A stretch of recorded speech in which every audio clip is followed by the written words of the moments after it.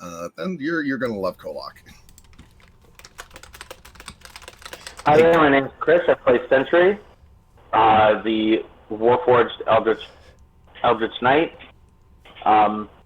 He's a bit of a stuffed shirt, just woken up after a 100-year nap. And let's see what kind of trouble he can get into. Hi, everybody. My name's John. I'm playing Ty Birchbound, the young, impressionable human monk out to make a name for himself in this big, bad world. Hi, I'm Fiona. I'm playing Talus Ellison, an Awaf in exile and the first and only student of the College of Bones. And I'm Zoe. I'm playing Lucy, a psionic soul sorceress who is being possessed by one of her victims when she used to be an assassin. Oh, that's everybody, isn't it? I'm the Mark Knight. I am your Dungeon Master for this afternoon. When we last left off, our rather intrepid band of heroes stormed the walls of a group of bandits that have been attacking the road between Ridgefort and Reddenburg Fortress. They discovered that these bandits were actually soldiers ordered to do so by Lord Groff of Reddenburg, and so they are trying to find out exactly why this is happening. Previously, they had taken down a hobgoblin war camp that was doing the same thing, and they found this camp listed on the map belonging to the hobgoblins, and so questions about the connections between the two camps, why Lord Groff's forces are attacking the road, and what exactly is going on the road to Ridgefort is kind of going through all of their minds. When we last left off, you had taken 3 prisoners and were left standing in the midst of this palisade surrounded bandit camp, military camp, more like it. Tell me what each of you have been doing.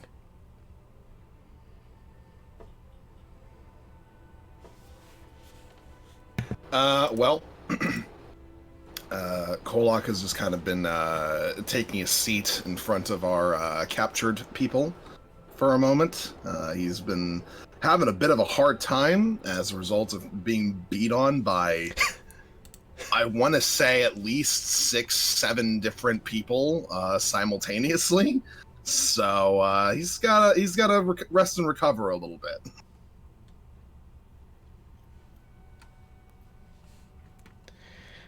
All right. Did you guys take a short rest at the end, like between sessions, do you think?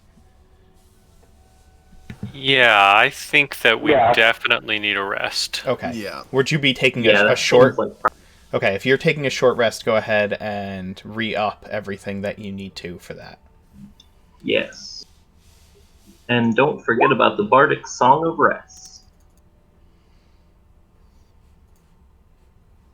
Which adds another... Ooh. Some of these rolls are quite loud. Another 1d6. Cool. The rolls too loud. Some of these rolls are coming through pretty loud.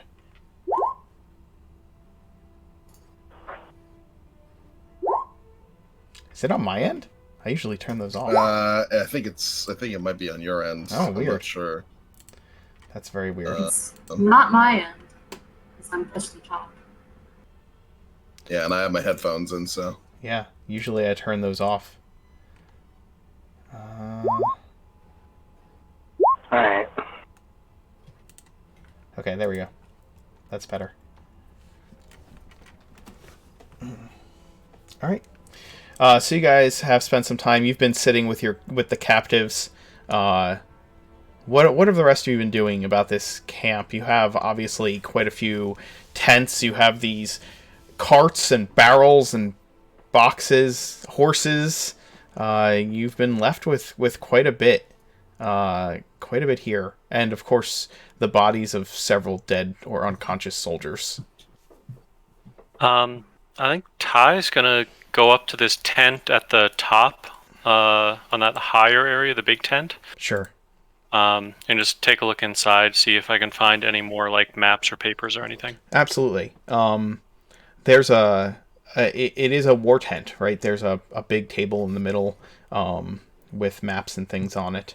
And this is the quarters of the commanding officer, the captain, in charge of this camp of soldiers. And inside, you find several things. Sitting on the table, sitting on a table is a map of the road. There's a pin. There are pins in the map. One is this camp. The other is in the place that the Hobgoblin camp was. But you see that there are areas marked for patrols of bandits, one of which was near that pond that you had gotten initially attacked. Okay. There's also a series of orders, like rolled parchments that have very official looking orders printed out on them. Okay. Like with the Lord Groff's seal and everything. It has the seal of, well, it does have a seal on it. It is a seal of Reddenburg. You can figure that out pretty easily, even though Ty hasn't been there. If you show it to anyone who's been around, you would quickly be able to figure out that it's a seal of the of Reddenburg Fortress. But it is the signature at the bottom is from an O period G period. Okay. I know. They're really taking orders from the OG. Yes, they are taking orders from the OG. That's right. Yep. Okay. That's exactly who it is. The gist of the orders, the different ones there are ones about where to set up the camp, and there are orders about what to do with the provisions, having them sent back to the city through the back path into the rear gate of the city that few people use. There are orders. There are orders basically suggesting that they should continue attacking the road at these points and make it look like hobgoblins were attacking the road. Interesting. There are also references in the orders about, quote, our allies up the road. Okay. So it looks like maybe Lord Groff... It looks like maybe these soldiers were actually working for Lord Groff, and Lord Groff is in cahoots with whoever was putting the bandits up, the hobgoblins up. Potentially. That's what these papers say. Yeah, that's just what the papers say. That's just what the papers say. Okay, and is there a mark on this paper, on this map, that matches the unknown fortress from the map we found in the other camp? There is not. The only things on this map are the location of this camp, the location of the Hobgoblin camp, and the points at where upon the road they have been specifically sending out patrols to attack the road. There's also the a map of the pathway through the hills away, like that, not the one to the road, but a secondary path through the hills that leads back towards Reddenburg Fortress. Right. And that's what is what is on this map. But there's no sign of the fortress, and there are also no circled or crossed off farms like on the previous map. Ah. Well, that's kind of good news, because it means that these guys were not also attacking farms, theoretically. So that maybe the farms are safe, since we already took out the hobgoblins. Well, I will. If there's any writing implements nearby, I will mark in like ink or whatever where the pins are stuck into the map. Then pull the pins out, roll everything up, and bring it down to the rest of the group and show everybody. Okay. Maybe lay it out on like some crates or something. Sure. Sentry's going to be hooking up the horses in the stable to the wagons. Okay. That is fair. The two war horses will be getting hooked up to the larger cart with the center axle. Okay. Gotcha. And he'll be taking that fifth horse out to the cart that they had. The one that the donkey had been killed. Poor donkey. Yeah. The one that had previously been pulled by dogs. Yes. Does the donkey have a name? Did you bury the donkey, or did you leave it dying in the like dead in the road? We just left it I dead in thought the road. Kolok ate it. Oh, that's right. Kolok ate the donkey. Once it was dead, I was just like, well, lunchtime. I'm not gonna revive a donkey, so. Hey. But that's gonna be what Sentry's been doing. Okay. I think Lucy is gonna probably help tie up the prisoners, and once that's done, pat on the nearest horse, and then maybe check out some of the smaller tents. Okay. I think Talus, after verifying that the leader that they want to interrogate is in fact still alive, is also going to sort of look through some of these boxes and tents. But he's specifically looking for more books after those interesting ones they found in the other. You do find a book. Always exciting. Yes, it is. I will tell you all about the book you find. I will tell you basically everything you find here. You find another number of things. Let me just find my list of books.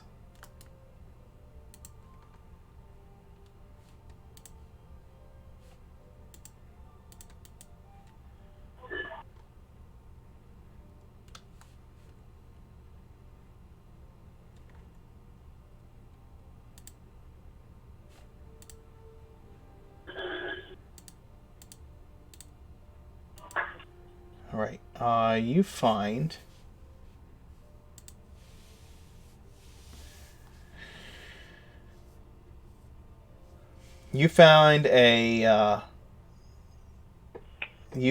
Lasso's manuscript of myths and legends. It is a book bound in carved wooden plates, and it seems to not want to open as you try to pry it open. There's no locks or anything upon the book, or ties, or straps. It just doesn't want to open. Interesting. Okay. Additionally, let's see. Among the smaller tents, as Lucy and Talus, as you kind of go from tent to tent, ransacking things and peeking through the possessions of these various soldiers, some of which are still laying unconscious or tied up and bound outside the tents, kind of one of them yelling, "Hey, that's my stuff! Stay out of my tent." You find a couple more lockboxes, like the ones that you had discovered on the Bandits in the Road. You find in one of the tents a golden locket with a painting of two small children. In another, you find a letter that is tucked in between several garments that belong to one of the soldiers. One of which is a tabard of Reddenbar. You also find 3 health potions. Nice. And And a block of fine aged cheddar cheese. Were any of those things specifically in the tent that the one guy was yelling about? The block of fine aged cheddar is in his tent, and as you come carrying it out, he's like, "That's my cheese." I would like to start eating it in front of him. Oh, he's not happy. Really slowly, just like enjoying it as much as I can. He just looks incredibly upset by this, and he's like, "I took that specifically for myself." And now we're taking it for ourselves. Shut up! What is this? Is this cheddar? I like it. At least share some of it. Prisoners do not get the cheese. This is rule number 1 of prisoners. Rule number 1 of prisoners. Prisoners do not get cheese. I'm sorry, my sympathy for you all died out about the moment the first arrow struck me. Yeah, you should really stop trying to kill us if you want to get your cheese. We did stop trying to kill you, that's why we're tied up. You should have stopped trying to kill us earlier. Oh, you have good taste. Where'd you get it? Found it in the road. Grumble, grumble, grumble. Found it in the road. You mean you looted it in the road? It wasn't on the ground, right? It was on a cart. That one. That's fine. I'll eat cart cheese. I won't eat ground cheese. I'll eat cart cheese. You'll eat cart cheese but not ground cheese? You're a very Yeah, I have picky some woman. standards. I like ground cheese. On like pastas and things.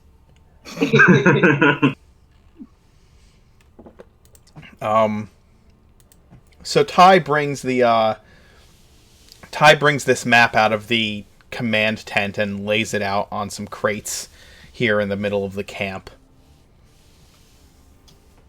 And shares what he found with all of you. Guys, look! Another map! Oh, nice. What's this one say?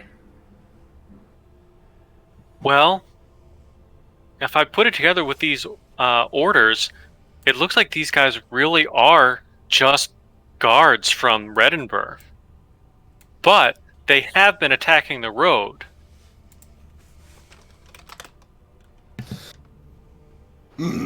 Well, I'm guessing that we might be able to get a decent amount of information as to why from these guys.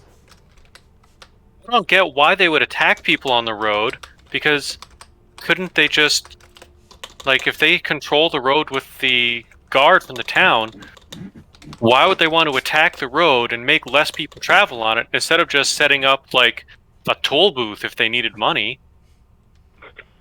This seems weird.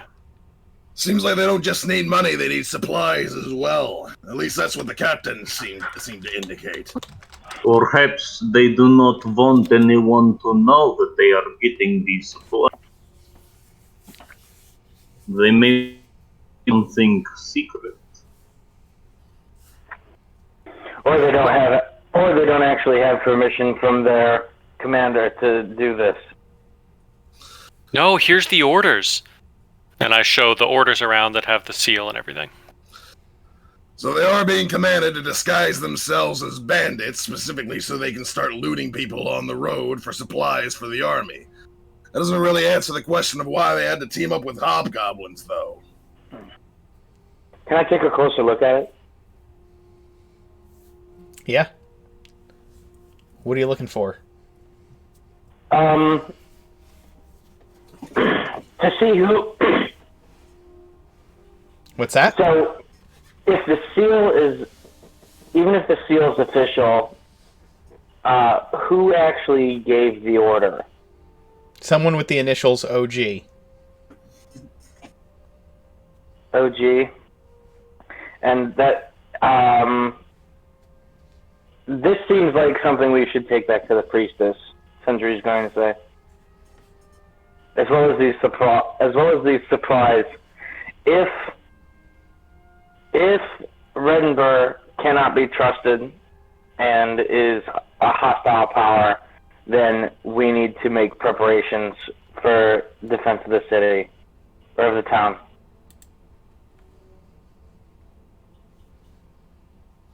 Wait, does anyone here have the initials OG? You'll know my name. You'll know that I don't have the. I don't know how to spell your name. It could I be think she's have a asking silent O at the beginning. I guess Lord Groff's first name could start with O, but I don't know. which is why we should ask the priestess. Yeah, this How should can we all trust go her? back Orica there. could very well start with an O, like Orica. Kolak just Orica looks at starts the- with an A. Orica does start with an A. Oh, it does? Yes. Kolak Okay. just kind of looks to the soldiers. What's your lord's full name? Do you know? Tiber Groff. Doesn't Alright, that start with starts- an O. That starts with a T, so...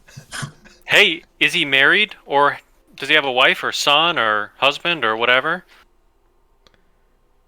They kind of look at each other and shake their heads. Brother? Stepbrother? Uncle? Stepsister? Well, this is getting nowhere. Distant cousin there's for lots it. this feels like a very bad game of charades right now. we, Regardless, they will be coming with us. We can ask them more questions after we return to the priestess. For the time being, I think it's best that we sequester the supplies that we recovered back at the town. That's a great idea. These does seem wise, yes.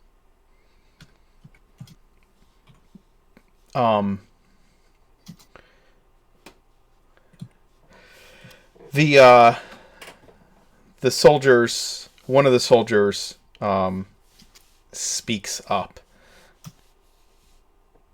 It could be his spy master, Ondar. Now, is that with an O or with an A? I do not know how your spelling is. I like how we turn this into an impromptu spelling bee. With an O. It's with an O. Ondar. Sounds like we shouldn't trust this guy. For the time being, I'm not trusting anyone whose name starts with O, just to be, like, really safe. Because it could be anyone. Every NPC from this moment forward is going to have a name that starts with O. So Sentry's going to approach the soldier that offered up the spy master's name, and he's going to say, well, because he doesn't know about the current military structure, but he says, does this spy master have the authority to deploy troops? He nods.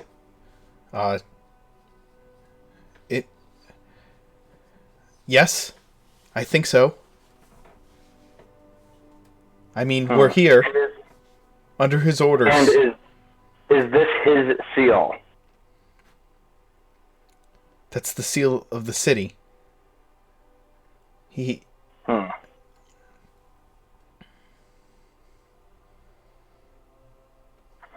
So if a trade agreement was made between Ridgefort and Ridgefort, it's Ridgefort and Redenburg. Yes. Got it.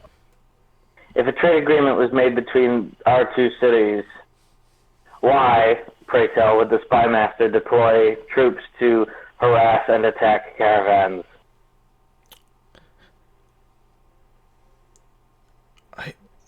I don't know. I'm just a soldier. Right.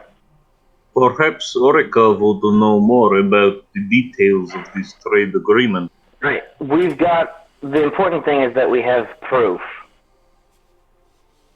We have proof and we have prisoners. He's gonna Yes, be so and- proud of us. More importantly, we have So much money. we have resources. Were any of the tents not ransacked yet? Because the Sentry is going to set about trying to recover as much material as he can. Like tent material? No, materials and resources from inside the tents. They pretty much went through most of the tents. Most of what's in there is just personal belongings of the soldiers, right? Like clothes and personal trinkets, Right, stuff bedrolls, they're not gonna need. They're all bed. bedrolls, sacks, yeah, things like that. Just food, water, things of that nature. Alright, I see, like, I don't know how accurate this map is to the setting we're in, but I see box crates right there. It's accurate. Barrels and crates over there. Okay. Yep. He's going to set about looking through these crates up here. Sure. The barrels, I will tell you right away, all of the barrels and crates and sacks and stuff like that are filled with, they're filled with things from, first of all, some of them have, like, the logos of Avelli's costers and trade goods from Twyland Hill. Some of them have the trade logos of different trade companies from, like, Geneva and Drayen, but mostly the coast, right? Twyland Hill being the most prominent one, not from the coast. Avelli's Coster is a general goods store that is towards the center of Oregon, and then there are a couple of trade goods logos from, like, specifically Geneva and Grovair, and they're all filled with things like grain, oats, foodstuffs of different kinds, fish, barrels of ale, barrels of wine, just different everyday types of food supplies, provisions. Has any of it spoiled? Most of it has not. No, there's not any of it spoiled. This looks fairly recent. These all look like fairly recent goods that have been acquired. Alright. He's going to do his best to load it into the larger of the 3 carts. You can probably fit everything into all 3 carts. Alright. Then yeah, he's going to try and enlist Kolak's help in getting that done, but because it'll be faster with 2 people. But the horses are all hooked up, right? Yeah, you would hook them up during everybody's long rest. Mm-hmm. Or short rest, I'm sorry. Yeah.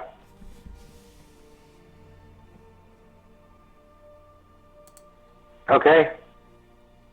Yeah, so I guess we just head back to Ridgefort once we get loaded up. Okay. Mm-hmm. All right. Do you want me to do a... Because I would want to tether, or at least in some way affix the horses to the back of the cart in front of them. The extra horses?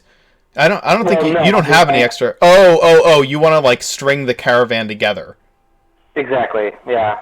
Okay. Well, we can just if we have someone driving the lead wagon, the horses will just follow. Like, we can maybe have a driver just sitting to stop them if we need to, but they'll just walk on the road probably.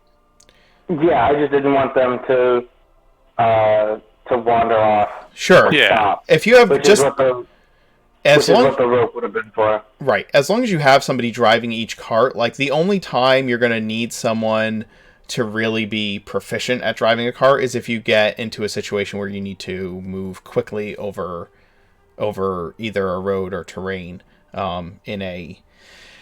Like, where the only time it'll matter is if in a situation where it will really matter. Do you know what I'm saying? Like, if you're just driving on the road to get back to Ridgefort, like, as long as there are people who have some semblance of animal handling, you can probably get them to move the way you need to. I mean, Talus obviously has some skill with animals, considering his his dogs. So that's 2 already, so that leaves 2 carts, and I think that Ty and Lucy would be fine with driving those. Probably want to keep Kolak away from the horses in case he gets hungry. Yeah, I don't know if Kolak and horses get along the best. I mean, if they're doing work for him, I don't think we'd have a problem. Alex, if you're going to use push to talk, you have to actually push to talk. We can see your mouth moving and not hear you. It's silence. Yeah. I'm sorry. He looks so. He looks so sad. Who has Alright. cursed our boy? Is Alex not able to say anything? Yeah, we can't hear him. What'd you do, Alex? What have you done? Oh, there you are. Oh, hey! Okay, can you hear me now? Yeah, we can hear you now. Yeah. Okay, it just stopped working. That was weird. Oh, I can't wait to fix my goddamn desktop. Oh, I hope it's soon. I hope it's soon. Okay. Oh, I need to... I've never... Uh-oh. Oh, I was just saying, Kolak gets along fine so long as they're not dead. And I'm pretty sure they don't care if after they're dead he eats them. Yes, I mean, probably not. Where's my map? Well, that's not cool. All animals will resort to eating each other, will resort to eating their dead if they have the opportunity. So, Well, if they get hungry enough. I mean, as long as they don't smell the donkey from earlier on your breath, they probably would be fine with you driving the car. Otherwise, you might spook the horses. Also, horses are pretty dumb. Understood. I mean, like, Very afraid. Let's keep dragging on horses. Yeah. anyway, speaking of driving, let's go ahead. We'll go ahead and get the 4 carts lined up. Okay. All right, And be on the way. You do. You get the 4 carts lined up, and you find yourself on the way back to Ridgefort. It is a day and a half travel to get there. And so you have a long rest by the time that you get back. Your time on the road is not interrupted as you've taken out both of these bandit camps at this point. Lovely.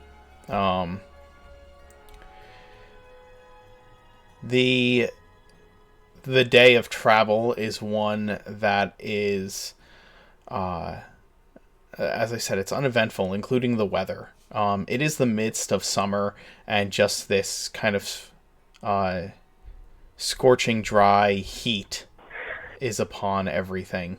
It's so bad that as you look around the road, you do take quite a bit of note that even the grass on the hills kind of have this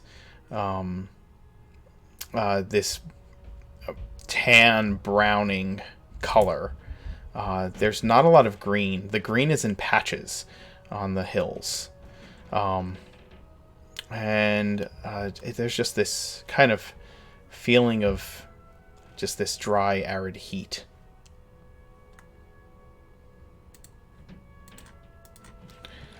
Lucy looks like she's dying. I don't think she likes the heat very much. Talus's dogs are definitely panting like crazy, and Talus himself might be panting a little bit. Kulak's gonna sort of like look around at everybody. Who all is too hot? I am. I would very rather much. be less hot. This Please. is true. Hey, you have heat resistance. You can't talk. I'm just a human. I mean, this is true, but I grew up in the Arctic. Everything is hot to me here. Well, I can't promise I'll be able to cool you down, but if you have a hard time walking in the heat, I can carry you if you want. I mean, most of you are on carts. You have 5 carts. Or 4. You have 4 carts. Yeah. We grabbed all the carts and the I horses. thought we only had the 1 cart. No, you guys. Nope. There were 4 carts at camp, and Sentry hooked up the horses to all of them at the bandit camp. 1, 2, 3, 4, We yoinked 5. There's them. 5 of us. We have 4 carts. Yeah. Or do we have 3 of 5 them are carts? large. No, you and can have people. you have 1 cart, and you have 3 wagons. One is a 2 horse drawn wagon. Okay. Yeah, you have plenty of Do room any for them have everybody. tarps? Do What- any of them have tarps? Like a covered wagon style. Yeah. No, they're all open. They're all open wagons. Give me a second. Okay, my explorer's pack has a tent. I could probably use that as like a pseudo tarp. Go ahead and get in the back of mine, and go ahead and throw this tent on top of you. It'll protect you from the heat. Thanks, Tolok. You might want to get the dogs under there too. Oh yeah, Talos definitely puts his dogs in the shaded car. Okay. All right. Everybody give me a Constitution rolls. Those of you under the shaded cart, you can do it with advantage. Save a roll. Does heat resistance Save. help with this? Yes, it does. Hey, Nice. There you go. oh hey, Wow, we're all doing so good. Everybody does a great job. everyone's fine. Everybody is absolutely fine. All right. You get, when you get within sight of town the following day, you can immediately tell that something is not right. As you approach, there is something hovering over the town. Something huge. From the distance, it just looks like a big bird, but as you get closer, you start to realize that it is far too big to be a bird. Sentry's gonna stop the carts. Basically, the hell as is soon that as we thing? see this thing, he's gonna stop. Okay. You also notice columns of black smoke kind of rising up from the town. That doesn't seem good at all. That seems, yeah. Maybe we should turn around. Is this a normal thing? What is this? These are war horses, right? These two. Yes, Two two of them are war friggin' horses. War horses. Yes. Okay, yeah. Sentry's gonna hop on one of them, cutting it free from the cart. Okay. Are you going to start riding Yeah. towards town? Cole's Yeah. gonna hop on the other one so you can provide a little bit of backup if necessary. They start taking off on these war horses. Oh, goodbye. All of you stay back here, just in case we end up getting attacked by whatever this thing is. We're gonna need to run. Yeah. Do we need to Okay. stay here? This is not like a battle charge. This is we need heightened mobility and need to get going in case we need to scamper. Okay. I would recommend staying within 60 feet of. Are you guys going to follow on the carts, or are you going to stay back where you are?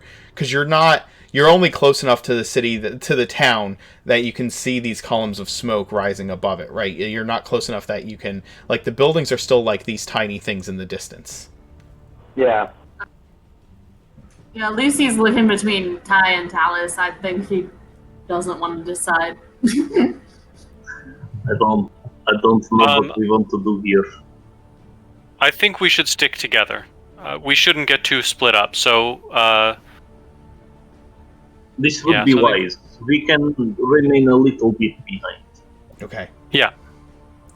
The you had attacked that other camp in the middle of the day, right? So you rode for half a day, and then it took you an entire day to get here. It is, I think, it is approaching dusk at this point. by the time you've gotten back to town.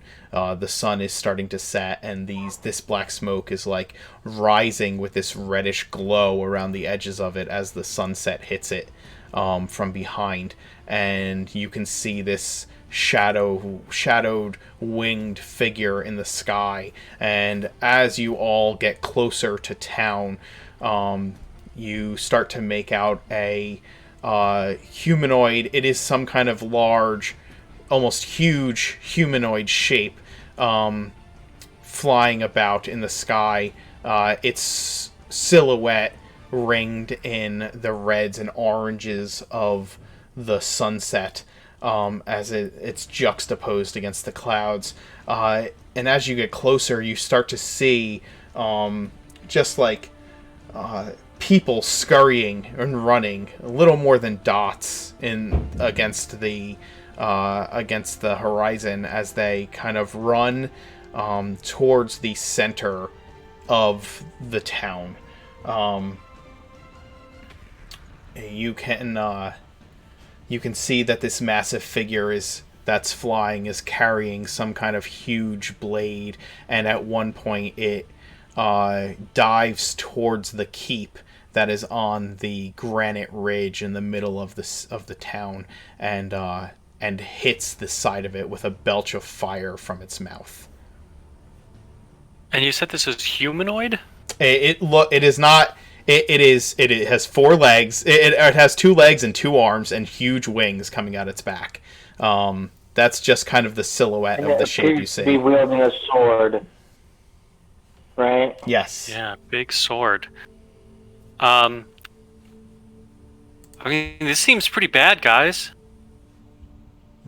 We need to try and yeah, recover the this isn't priestess. normal. This isn't normal, right? No, this is bad. I would not know what is normal for this area, but Is this town just super unlucky? I cannot assume that this is common. Really does seem like the gods are conspiring to make sure this town suffers. A bit, yeah. What do your gods have against this town? No idea. What do your gods have against this town? That's beautiful. Just gorgeous. The ancestors tend to be a bit nicer than this. Maybe we can just pretend nothing's happening and Orica can still play us. Just a thought. Oh yeah? Is this a business as usual type for you? I mean, best case scenario, it's a parade float. Oh god. I'm That'd be going neat. to guess it's probably not whatever that is, because that sounds a lot gentler than something that sets the entire city on fire. Or maybe it's a dream. We need And to- I'll wake up You'll be alive and again. I'll be great. I'll be doing great. We need to focus. We need to secure the priestess and find as much shelter for the townsfolk as possible. Yeah, as you're getting closer, if you're continuing to move towards the town as you're having this conversation, and I'm sure that Sentry would be, being who he is, and I doubt that Kolak would not follow into the flames of battle if there was an opportunity to do so.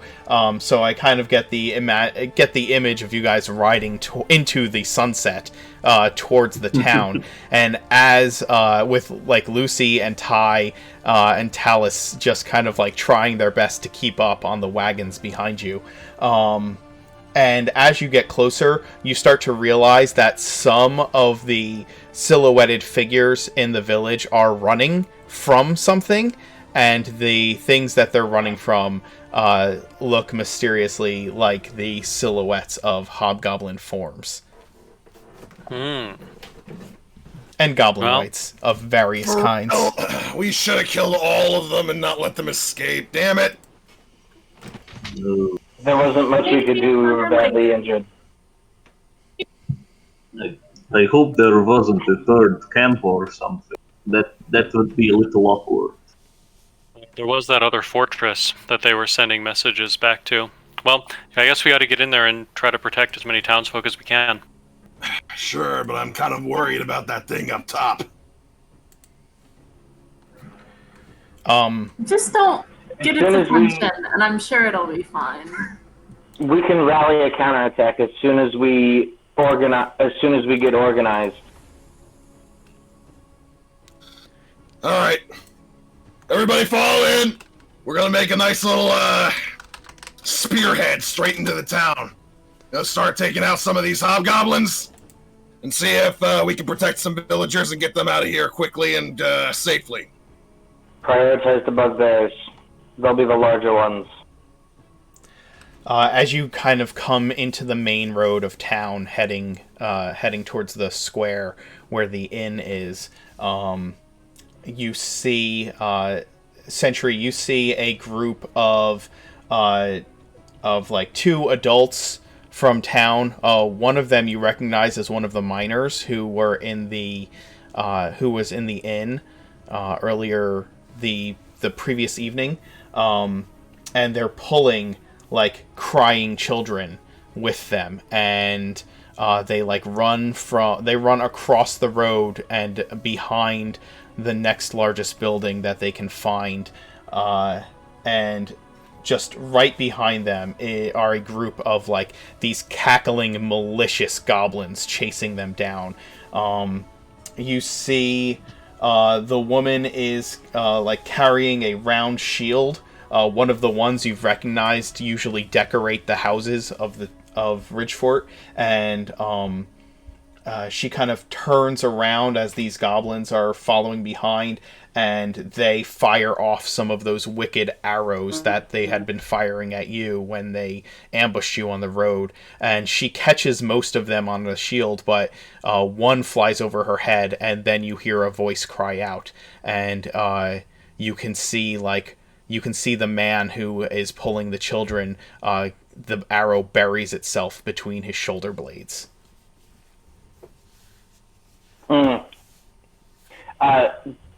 Clicking his voice over in order to shout, Sentry hollers, evil beings, you're trespassing on Empire land for the first time. Turn and face your oblivion. Roll initiative. Tell us you're on healing duty! I always am. I hope you don't mind, but we're going to do a little bit of theater of the mind for some of these, because there's the whole town here, okay? Sure. Oh, yeah.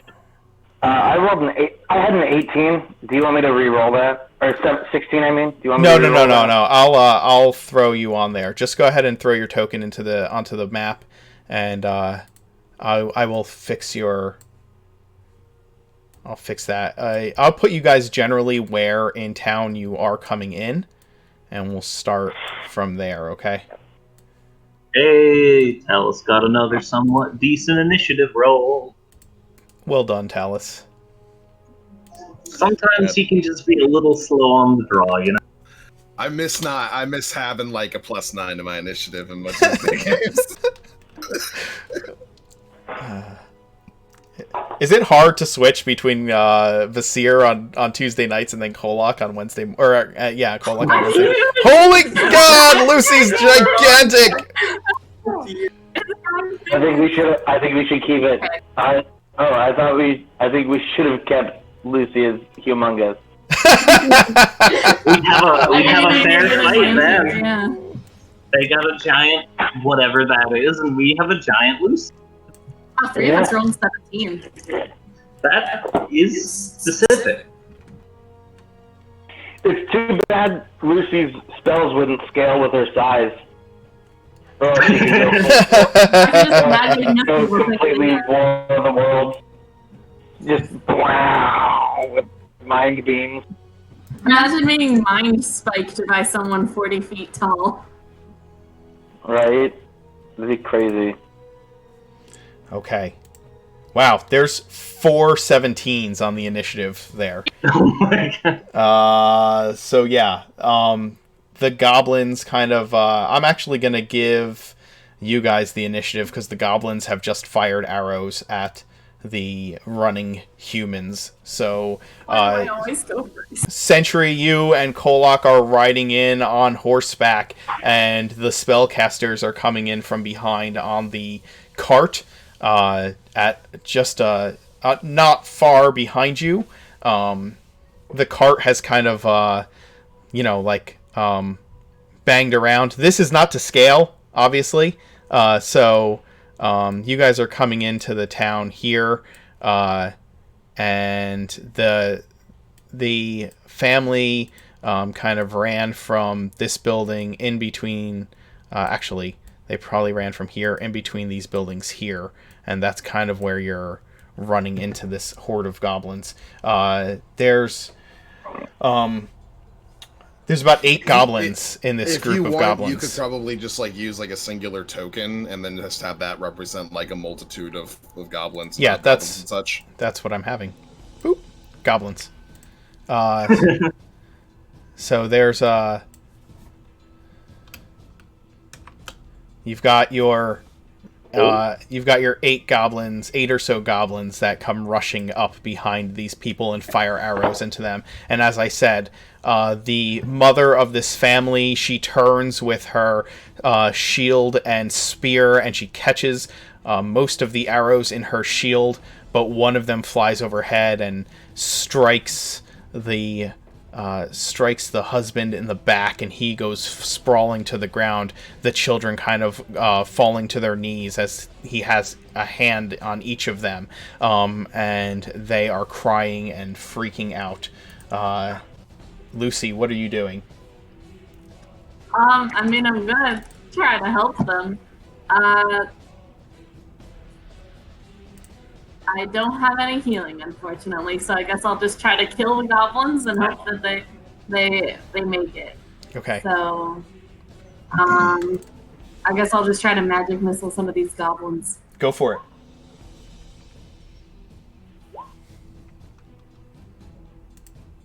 By the 3rd missile, the first goblin goes falling to the ground in a pile as 3 glowing but otherwise invisible bolts of energy, just with this subtle blue haze, slams into the first goblin and sends him tumbling in a sprawl. And I will use my bonus action to just try to shove one, like, both in the air and away from the family. Sure. Go ahead. They need to make a strength save. They're gonna fail that.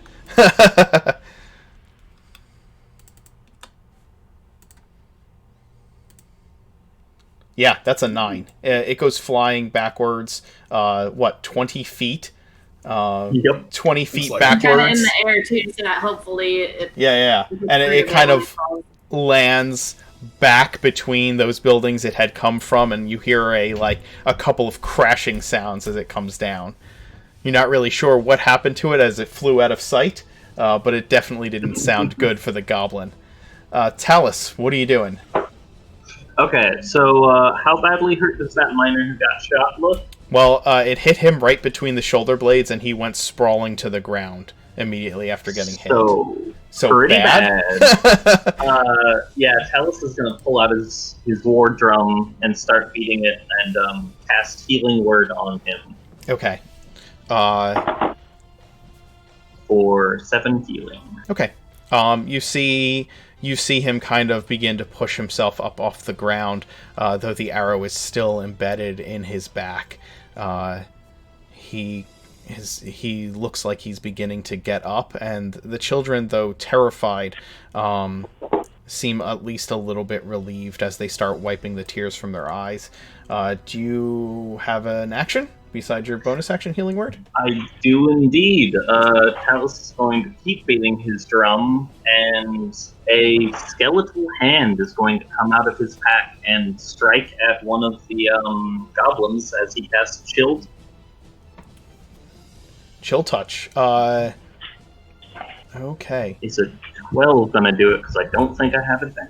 Yeah, the 12 is unfortunately not going to get to one of the goblins. You're more concerned with healing than you are with the attack, and it just kind of the skeletal hand kind of drifts towards one of the goblins, but just does not reach it.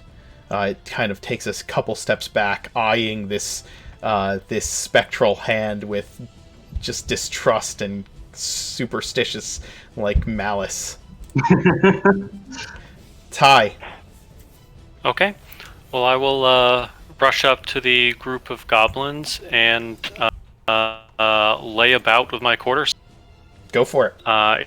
AC 23 for 9 bludgeoning on the first goblin I come across. Yeah, you jump off the cart, land in the midst of these 8 goblins, and you hit the first one with your quarterstaff, and it goes sprawling.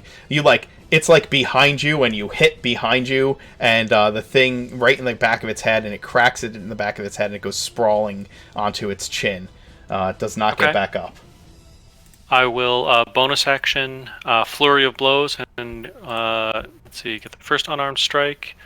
AC 20 for 6 bludgeoning on another goblin with a kick. Yeah, you kick that goblin, and it kind of flies back a foot and lands on its back. The bow comes tumbling out of its hand. And then an AC 10, I think, is probably going to miss. The last one just gets out of my grasp. Yeah, absolutely. He kind of ducks under your blow and cackles at you. Okay, then I'm all set. Sentry? Sentry's going to charge in from the back of the horse, his greatsword teleporting into his hand as he doesn't switch off the speaker and makes just the most unearthly howl any of you guys have ever seen or heard. It's something like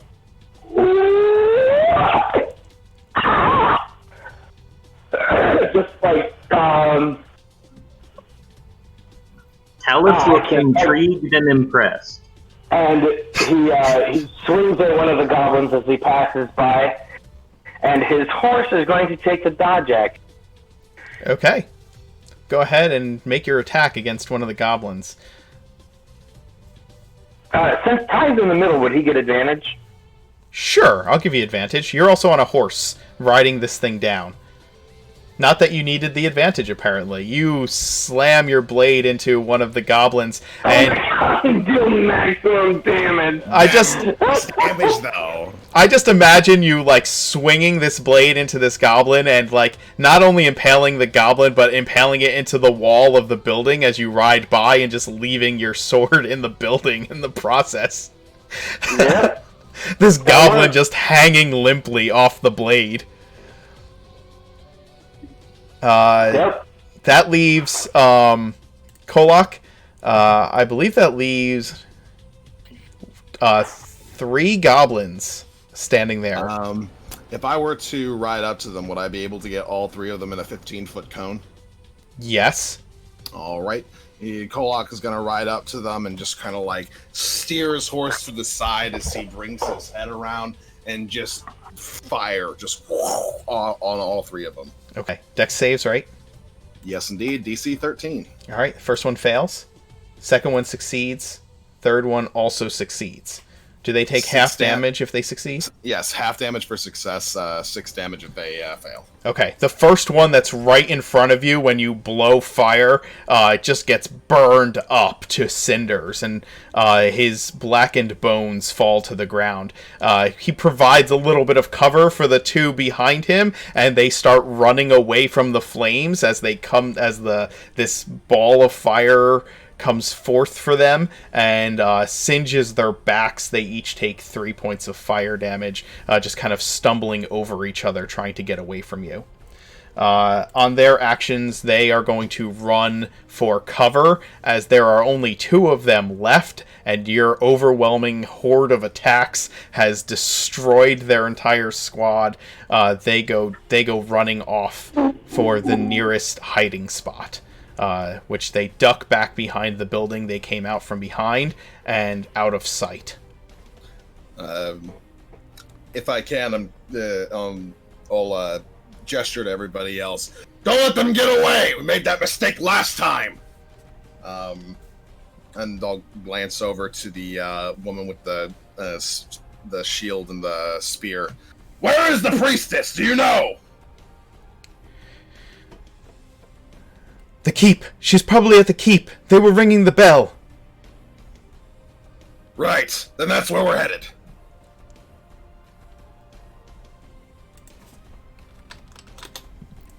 Okay. You start moving towards the keep through town. with this family. One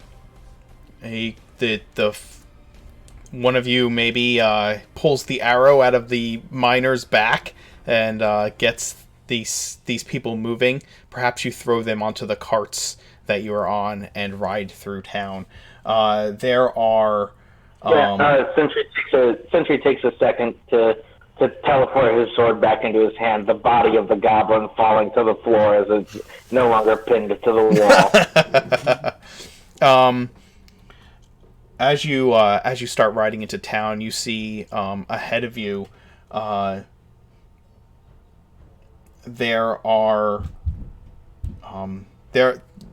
the town is in chaos, right? There are hobgoblins and goblins and bugbears running from building to building, chasing people down, and you can see different groups of families like running towards the keep in the center of the town that sits on this like granite ridge overlooking the stream that runs across the town itself.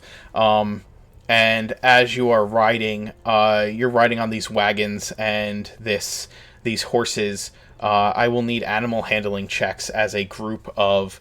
You know what? Roll me a d6. Okay.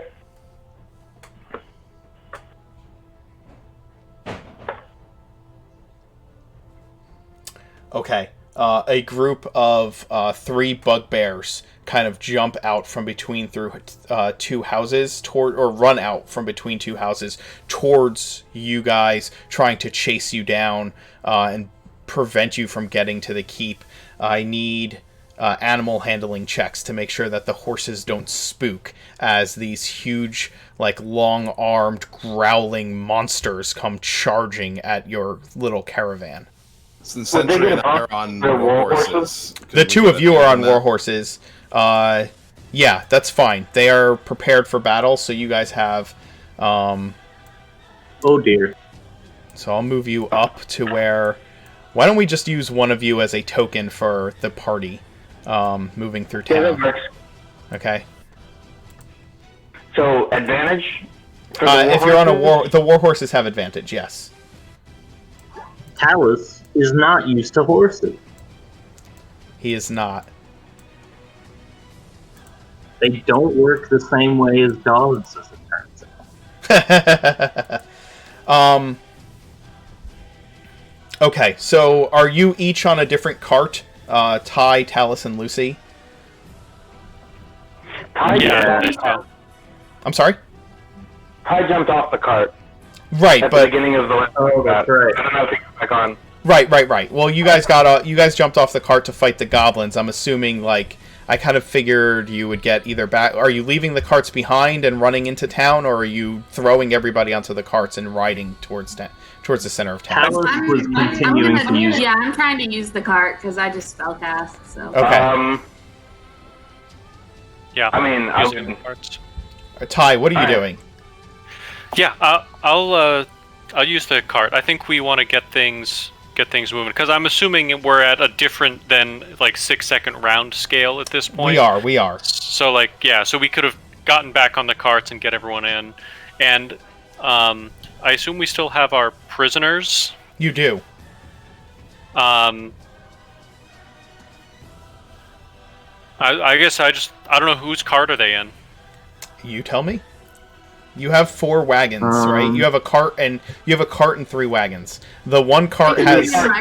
Doesn't the one cart still have the heads of the first group of? Yeah, the small cart still just has a bunch of heads in it. So there's the cart and 2 wagons.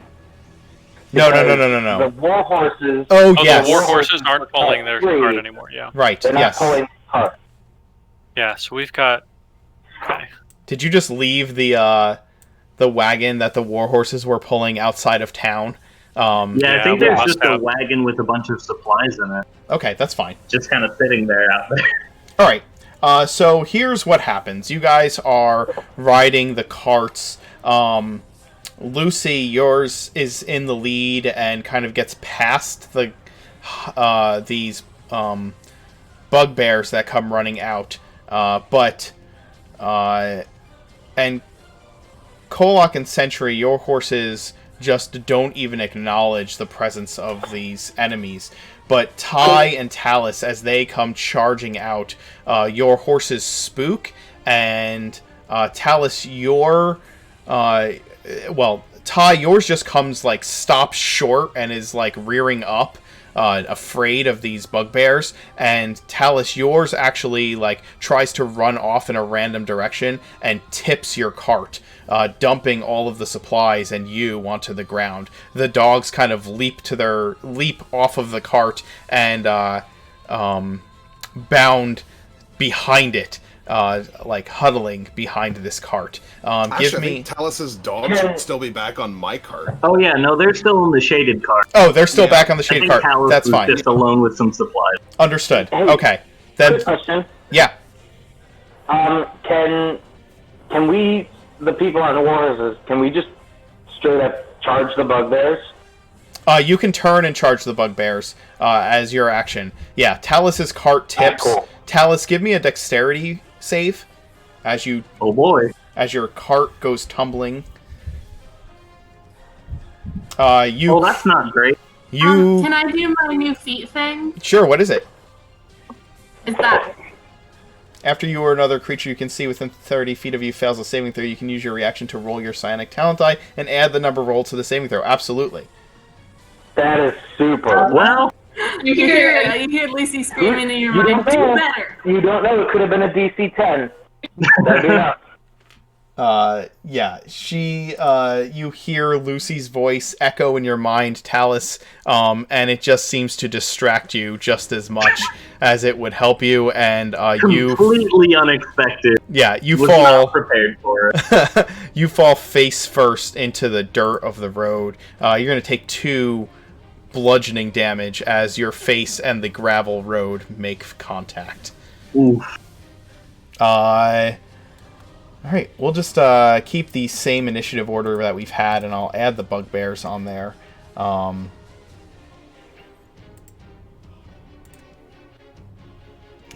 so the bugbears come running out, and Talus, you go falling over, and they are going to... they're going to attack Ty as his cart has stopped short.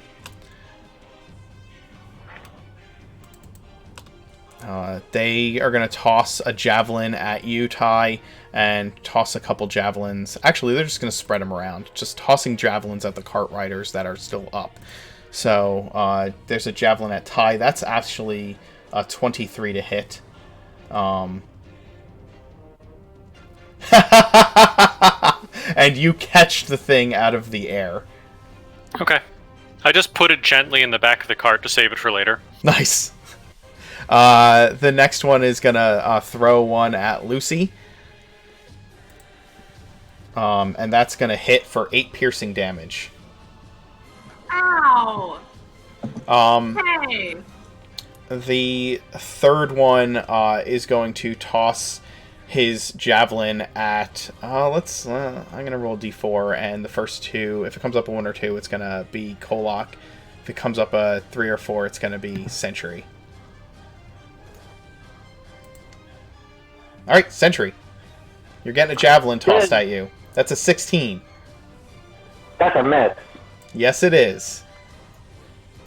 It goes right over you. And there are 3 bugbears standing in the road. Talus, you're on the ground. Okay, so that didn't go ideal.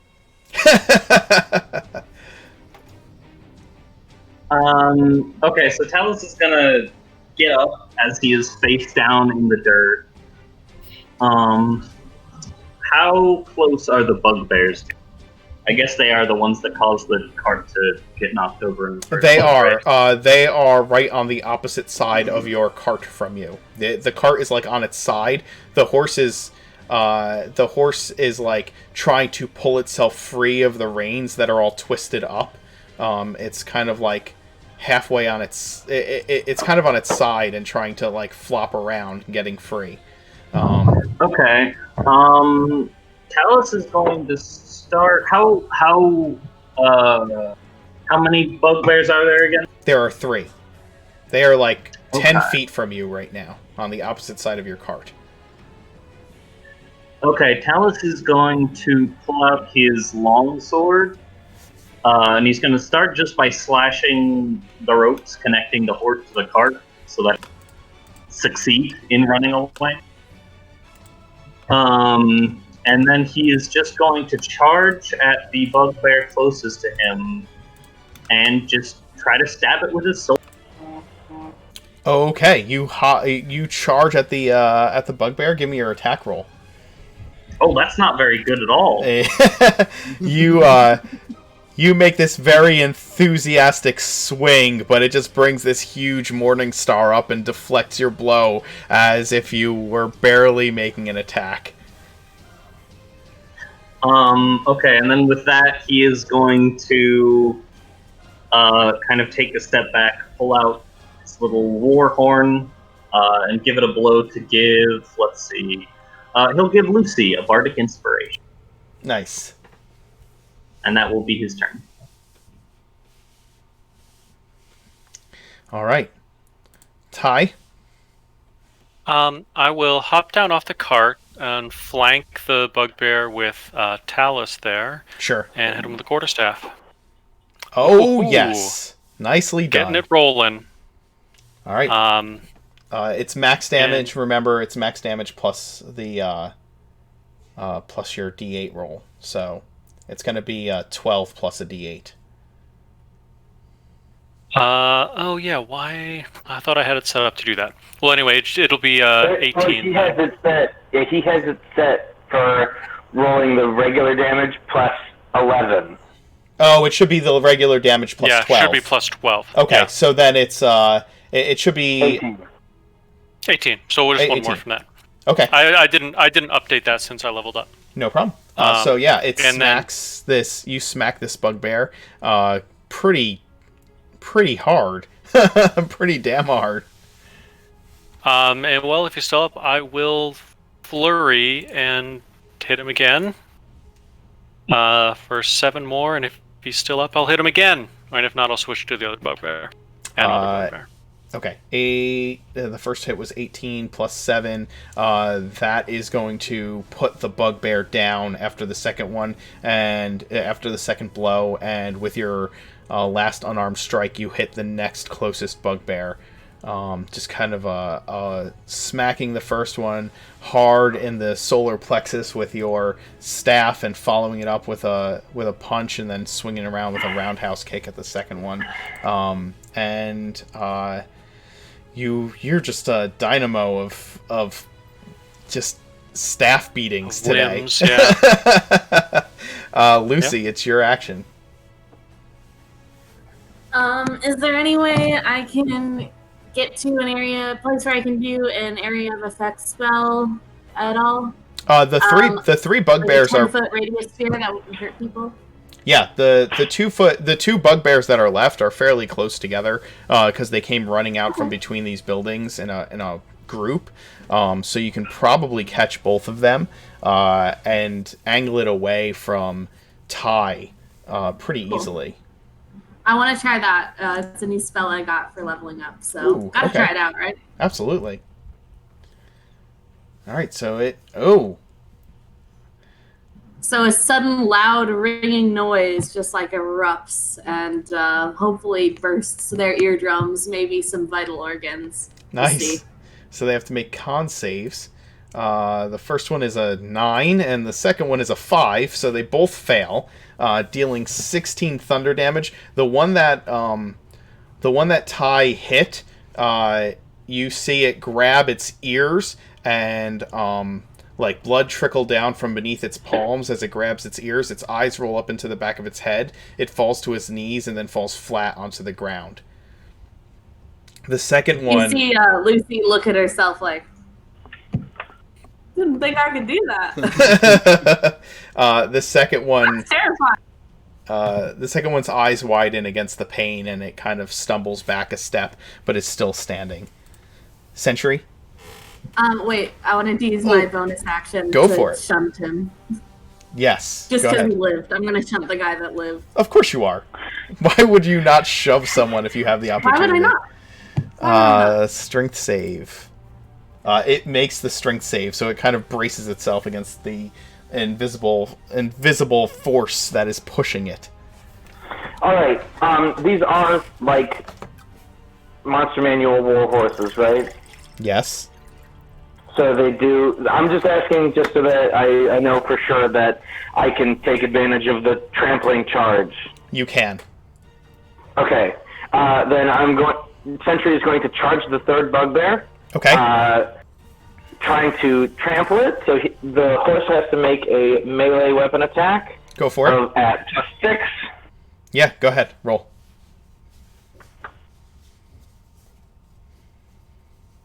Not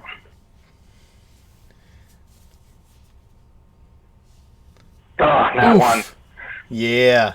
The horse tries to trample the bugbear, but pulls up at the last second as it sees this huge creature. That's all right. We'll do an action surge. Go for it. It rears up, by the way. I need you to make an animal handling check. Sure. Yeah, give me a second to go ahead and click it. Okay. It rears up as it comes up to the bugbear, and the bugbear kind of like growls at it, and it stops its charge suddenly, and you almost get thrown from the horse, but you manage to like hold yourself onto it, and you action surge. Yep. Whack. Yeah, you slam that greatsword down into the bugbear for a neat 8 damage. Second. What's that? Oh, you get to reroll. That's right. 11 damage. 11 damage. Okay, that on top of the 8 that Lucy did. 19. So it is. It gets this huge gash across its chest and kind of growls at you continuously, but he's looking less and less capable of keeping his footing. Kolak. Is that the last bugbear that's up, or it is the last bugbear that's up, and all right. The gash that has been rent across it by Sentry, you can just see like this sheet of red like driving down its chest and torso. Kolak's gonna come over and do a reckless attack as he rides over with his warhorse, grabs his great sword, and brings it down on top of this guy. Okay. 16. That is going to hit. For 11 more damage. You drive the bugbear to the ground under the weight of your greatsword, leaving him shattered. Just stab it straight through his body onto the ground, and then just pick up his great sword and put it back onto his back. All right, let's keep moving. You rush towards the town. Hapless goblins make the mistake of rushing out in front of you, and your war horses just trample over these tiny combatants as you head towards the keep. Taking a step back, would you have upturned the overturned cart and gotten it moving, or left it behind? Probably would have gotten it moving, just because we're probably going to have to escort some more people, and they're going to need to ride in the cart. Okay. So, just narrating this, you guys get the cart back up, you start moving, you leave some of the supplies laying on the ground, and just get going. Like I said, these hapless goblins come out, you trample over them. In the meantime, some people, the people that you have in the back of the one cart are helping others to just kind of like climb on board as you guys move through town, and you find your way to the keep. As you get closer, you can see that there are townsfolk by the entryway to the keep, kind of ushering you to get in before they slam the door shut. There are still goblins and hobgoblins rushing through town, lighting buildings on fire, and you see the smoke coming up all around you, and this creature continues to kind of fly up into the darkening sky and then slam back down towards the keep and hit the edges of it with fire wherever it can. It doesn't seem like it's making a concerted effort to attack the keep as much as it is trying to herd everyone inside of it by blasting it with flame all around it. And you find that seems like something we should avoid then. But the people... Yeah, the people are in there, but it seems to be interested in getting everybody inside. Can we get a better look at it now? Sure. It is a giant-sized gargoyle. It is this stone-skinned creature that is the size of probably... it's probably like 20 or 30 feet tall, with huge stone wings keeping it aloft, and it is breathing fire. I think maybe I may have been right about the gargoyle. Wow, that's a big prince. Yeah. No, I think that's just one of the gargoyles. Is that the prince? But he looks important. I hope that's not the prince. That's massive. You would rather that be the guard? That would mean that the prince is bigger. Why would the prince? Well, I think we should still go into the... Yeah, I think we should still go into the keep, even though it's trying to herd people there. That's where the priestess is, and I think we still need to connect with her. Ty, as you say that, you see the priestess step up to the edge of the palisades as this thing swoops down again, and she, cries out in order to fire, and several people with bows let loose arrows at the creature, and they just kind of bounce off its stone skin, shattering as they strike it. Not great. Not ideal. Yeah, No. that's not ideal. We need to ground it. Do you have any recommendation? Yeah! Aim for its wings! It's made of stone. It's not flying due to... it's not flying because of the wings. Okay! Do the mines here use dynamite or blasting powder? Or is it all picks and shovels? We could launch Well, the even mine I don't know if that's from something the you mine know, of right? stone. They would be so good at this. We could mine the gargoyle. You want us to launch the miners? Yeah. Just throw them. All right. Well, you guys are still riding towards. Where are you guys headed? We're heading towards the keep, I think. Yeah. Okay. Yeah. All right. So you rush into the keep with the horses and the carriages and what refugees you can find from the village and that's under attack, and you get them into the keep, and the townsfolk that are standing at the doors of the keep slam it shut behind you and set a huge bar across the gates of the keep. As you rush in and take a look around, there is the dwarven sheriff that you guys haven't met yet, but you can tell is definitely the sheriff. He is wearing a tattered old Reddenburg tabard with a silver pendant showing just kind of signifies that he has some position of authority, and he has this huge iron ring of keys that kind of jangles along on his sword belt, slapping against a scabbard. Koloff's going to go ahead and remain outside on his warhorse. He's going to wait until this thing swoops down again and probably try to aim a javelin at it to try and get its attention. Okay. He's going to be with him. Okay, you guys are remaining outside of the gates of the keep? Okay. Talus is going to be heading inside it. Okay. So the carts go in, but the warhorses stay out. Is that correct? Yes. Okay. That's good with me. All right.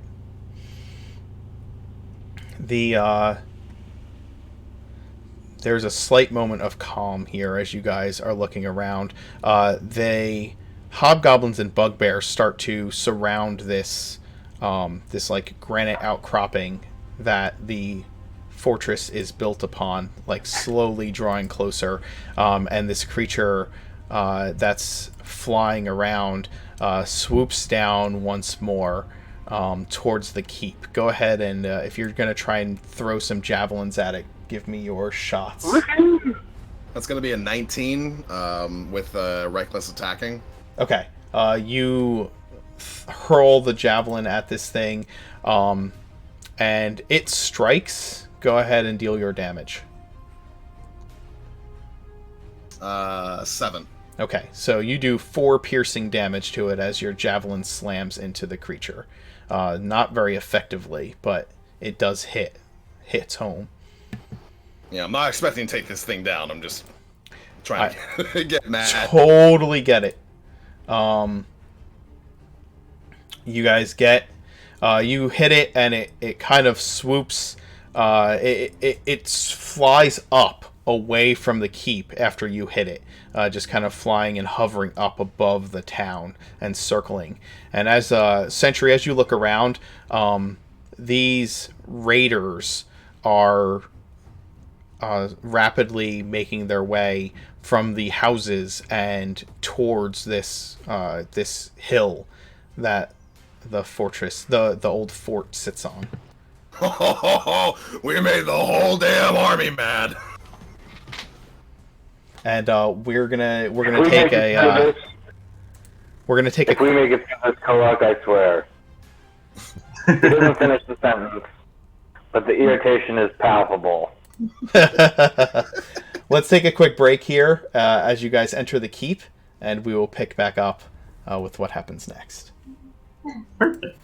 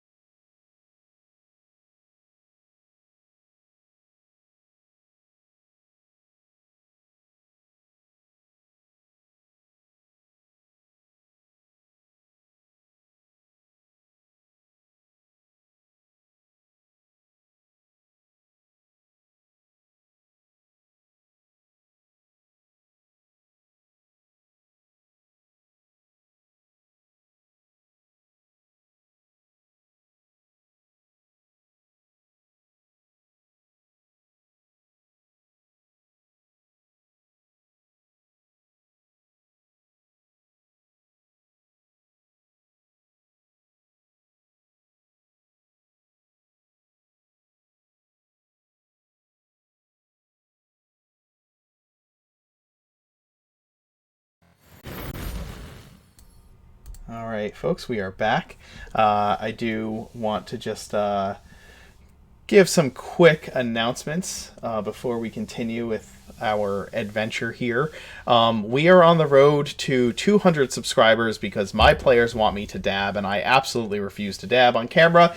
But I have agreed that I will do it if we get 200 subscribers by the end of this month. I will also let you know that my wife is conspiring with some of the members of our band on Discord to come up with some other embarrassing thing to have me do for next month. But we'll find out what that is later.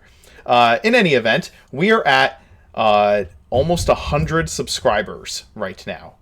We are at 98, I believe, subscribers at the moment. Which means that we are almost halfway there by halfway through the month. If we get to 200 by the end of this month, I will dab on camera. There are also prizes for the top gifters of subs. If you are the #1 sub gifter for this month, you will get a copy of the Explorer's Guide to Wildermont. You will also receive a original copy of Castlevania Symphony of the Night given out by Felix. Felix's player, Justin, from Saturday's group. He is giving his own personal copy to whoever the top sub-gifter is. Right now, that is David with 16 sub-gifts for the month. He wants you to beat him because he does not want the prizes. He just wants me to dab. So that is the challenge for this month. I really don't want to do it, but apparently my players are all about it and have gotten us to the point where I really believe it could happen at this point. In addition to that, I do want to let you know that both the Nat 30s and the Loophole King have agreed that if for every 10 followers they get, they are going to gift us a subscription to one of our viewers. And the Nat 30s have said that when they reach 50 followers, they are going to go ahead and gift us 10 subs. So get over there, follow them. They are other D&D streamers who have excellent things going on. You want them to be, you want to see them grow. We want to see them grow. Get out there and see that happen. We have a new merch store that is down below. You can check that out. And as always, our streams are brought to you by our subscribers, by our patrons, and by those of you who support the channel through buying merch and subscribing. So thank you so much for being a part of what we do here. We all really appreciate it. We are a growing community of people who just love D&D and enjoy creating with one another. In any event, let's get back to the game. You guys have gotten inside the keep, and Kolok and Sentry, you are standing guard outside the doors while these hobgoblin forces slowly make their way to surround it. The sun has rapidly set, and it is this just purple-blue haze in the sky, the stars starting to wink to life. In the meantime, let's move you all over to the keep on the map, and so go ahead and move your tokens into the keep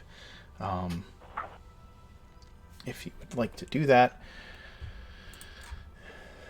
just so that I can keep track of where you are. I think Lucy is still huge, right? Lucy is still bigger than everybody right now for some reason. Yeah, it's fine. It's fine. It's absolutely fine. I like how perfectly I fit in the little circle. You're circle size. I think it'd probably be a bad idea if we stayed out here and tried to fend off all of them on our own. Let's head inside and lock the gates. All right. You bang on the gates. Already? You bang on the gates and kind of back the horses into the keep as these hobgoblins come marching out from the more open areas of town in squad formations. This very militaristic legionnaire style format, carrying carrying their heavy weapons and shields in a way as to protect themselves from flying arrows, and they begin surrounding the keep. As you get in, and the dwarf who acts as the sheriff of the town tries to like gather your horses in to kind of rein them in, and he greets you. Sentry's gonna keep a hold of his own horse. Okay. Ho ho! Sheriff, we need to talk about tactics for a second. Aye, you'll want to talk to Orica about that. She up top? She is. She's in charge. I'll take you to her. Right. I'll head up top with him. Okay. Kolak, I will remain here and watch the gate. Sounds good. You and Ty should stay here. I'll send the sheriff down too. Just in case they break through, we're gonna need a front line. All right. Agreed. Okay. Okay. I should like to talk to Orica as well. Okay.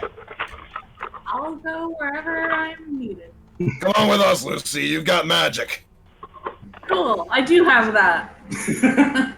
Wow, I do have magic. You do. I can explode people's brains.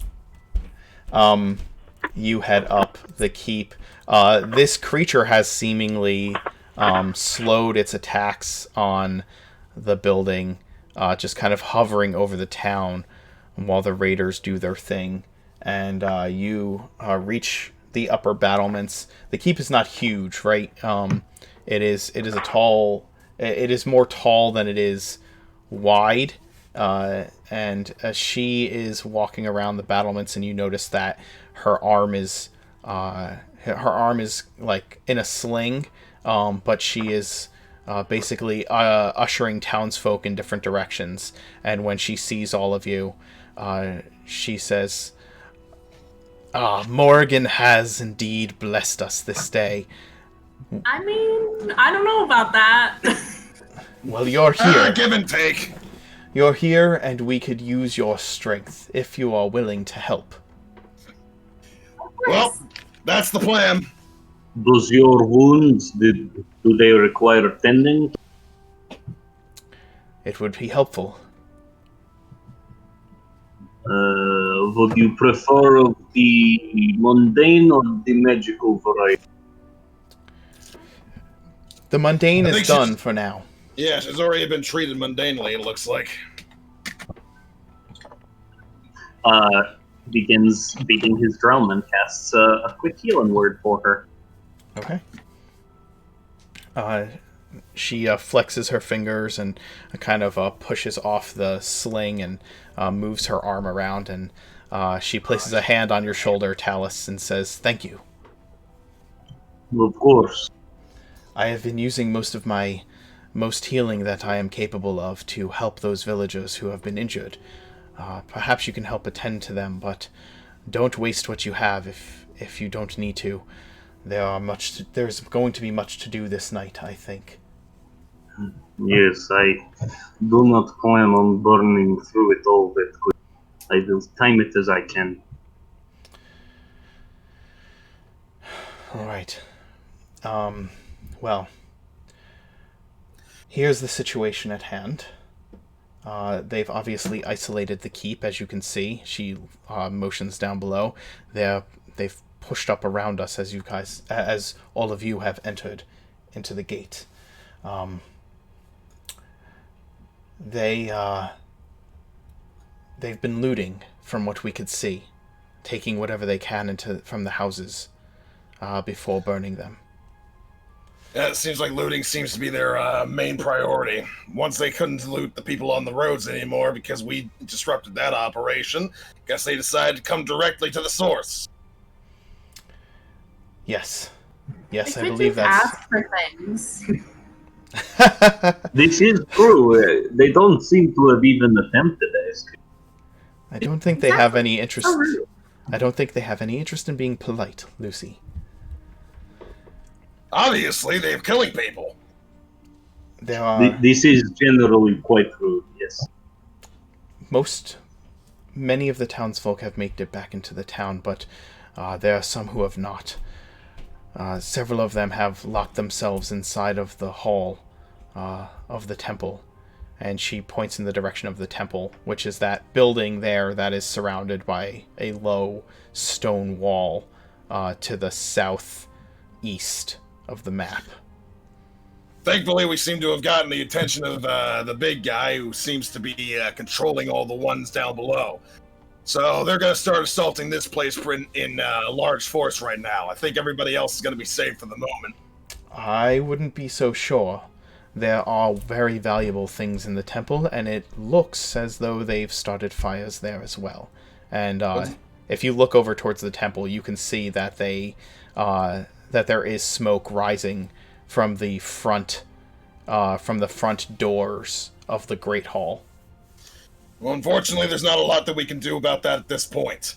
We got a lot of people, we got a lot of enemies that are coming straight for us, and we're going to have to fend them off.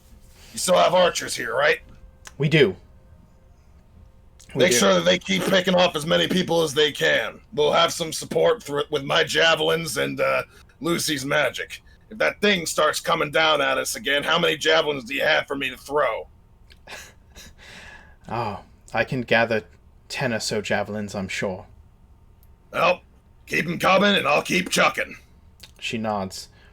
If they end up breaking in down below, and that big thing doesn't come down here and start trying to fight, I'm gonna head back down below to start trying to hold them off with the rest. Lucy, I want you staying up here, and Talus, if they do break down below and no fight occurs up here, or if they don't start coming up here with ladders or whatever, then you need to come down with me and help reinforce the front line. Very well. If we manage to secure a chokehold, I could also use some spells to aid. The dwarf turns to Orica and says,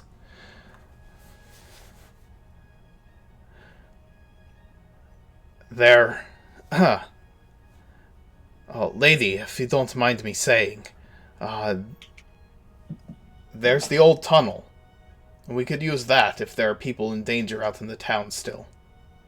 I don't know if it's locked or not."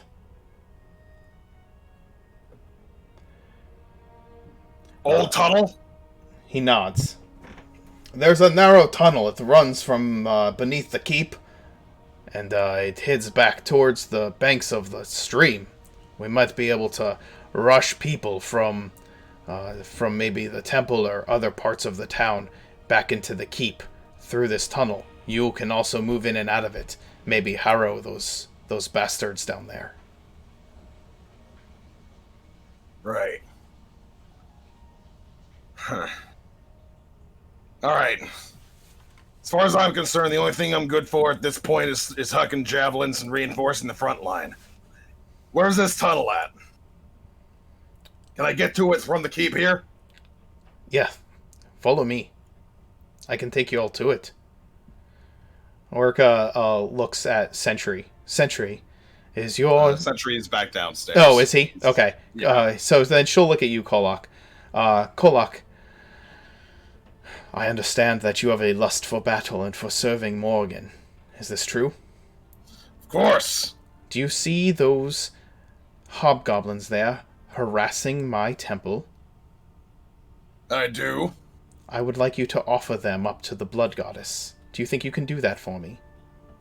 Well, that was the plan. She smiles. Show them what it means to worship Morrigan. Take the tunnel if it is accessible. Send them to their maker, and bring forth my people to this keep. Keep them safe for me. Will you do this? Yeah. Still keeping everybody else here with you, though. This place needs protected just as much. Otherwise, I'm not going to have anything to come back to. You're going alone against that force of goblins? I'm going to glance over. How many can I, identify? Give me a perception roll for this. I'll tell you what you see down there. Okay. Since I'm like elevated, can I get advantage on that? Yeah, absolutely. 21. At the front gate, you can see a group of maybe there's like a squad of goblins piling wood, and there's also like at least one hobgoblin and a couple of bugbears with them. They're kind of piling up wood in front of the door, and starting to light it aflame. And then at the back of the temple, there is a second entryway, and it looks like there's a bunch of bugbears there that have a log and are approaching the back door of the temple. And there's a squad of goblins and a few hobgoblins like leading them, and they are circling this temple almost like a patrol around the outer ring of this temple, just making this circle. Fighting all of them is going to be a problem, even if I bring everybody. Right now, I think the goal would be to get everybody into the tunnel and back here. If the tunnel has any collapses or structural problems, I can help clear. I have a bit of magic for that. I just don't want to leave this place with too few guards. We have an injured priestess, a sheriff, and some archers, and that's about it. There are about 10 archers on the parapets, and you see people down below are helping each other kind of bandage each other up and get inside the keep proper, down below.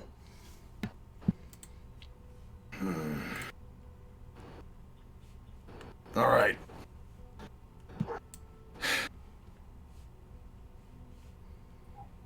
We're gonna move as fast as we can. Dallas, Lucy, we're gonna collect everybody and we're gonna head over to the temple. We're gonna try and collect everybody there and head them and get them through the temple back to here. If anything starts attacking them, we're gonna take them out. The main priority is getting everybody back here as quickly as possible. Understood. Cool. And then I'm gonna head downstairs to where Sentry and Ty are. Okay. Sentry and Ty, as you're standing down by the door of this keep, kind of waiting, you haven't heard any attacks upon the door. They're not trying to break in. There are refugees. Oh, go ahead. Is there a way to get up onto the wall so we can look down at what's happening out there? Yeah, that's where Kolak and the rest of them is up on the top of the wall. They're up on the parapets, so you can absolutely get up there if you'd like. Yeah, or even just a window just to see if they're gathering out front, if they're also piling up wood or something to burn us out, or just see what's going on there. They seem to have just made a ring around the hill itself. Trying to stay a little bit out of archer range, but kind of keeping people in. They're making sure that they're out of archer range, but that if anybody leaves the keep, they're going to be all over them. Got it. Okay. Bit of a seed. You can also see that they are still going from building to building. There are groups of goblins and stuff still moving through the town. Gathering whatever they can, going from building to building. And anybody up on the parapets can easily see that as the waning light of the sun kind of goes down. It's roughly, by the time the sun actually goes down and you've had this conversation with Orca and have kind of made these plans, it's probably dark by now. And it's roughly somewhere between 8:30 and 9 in the evening at this point. Kolak comes down with Lucy and Talus to meet up with you, Ty, and Sentry as well. Sentry, Ty, change of plans. Okay. we have civilians stranded in the temple. We need to get. We don't have to move outside. There's apparently a tunnel. The sheriff's going to show us where it is. Apparently, it goes to all the main points in the town. They don't seem to be attacking the keep so much as preventing anybody from being able to leave. So, we're going to leave this to the priestess and the archers and the sheriff for now. We're going to go ahead and see if we can't get some people who are holed up in the temple and get them back here. That's going to be our top priority. Alright. I already scouted out the place. They got a squad of goblins and hobgoblins and a bugbear out at front trying to burn the front entrance down. And they got another squad of bugbears that are trying to battering ram the back entrance, as well as another squad that's patrolling the whole place. That sounds like a lot, but we'll do what we can. Our priority isn't going to be to fight them. It's going to be to make sure that we get everybody out of there. If they do break in, then we're just going to protect the people until we can get them back into the cave. From there, Lucy, Talus, if you have any magic that's capable of collapsing the cave on our pursuers, we're going to use that. I can do this. Probably. We'll see. Okay. Any arguments, Century? Sentry shakes his head. Wow. So few words. All right. All right. The sheriff, Thelgrim, he waves for all of you to follow him. He says, "It's down here through the basement." He takes you down into the cellar beneath the old keep here, and he kind of takes you to this back wall where these boxes are all piled up. All these crates are kind of in a pile, and he starts moving them out of the way. Give me a hand. I'll shift some boxes. I will start just shoving those things all over the place. Sure, you're just kind of like throwing boxes out of the way, and Yeah. he's like carefully trying to move things, and you're just like throwing them out of the way. It's not gonna matter if we're all dead. I don't care. There's a locked iron-bound door there, and he's kind of like futzing with this giant ring of keys, looking for the key to this door. It hasn't been used in ages. Good, it's probably rusted, and I kick it. All right, give me a strength roll, or give me an athletics roll. Alrighty dighty. You kick the door, and it kind of like shakes and splinters a bit. This all this dust comes like puffing off the door as you kick it, and you hear the wood around the lock like creak and break as it pushes inward, and the lock just kind of falls. The latch that's in the wall just kind of like falls out, and he's like, "Oh, it wasn't even locked."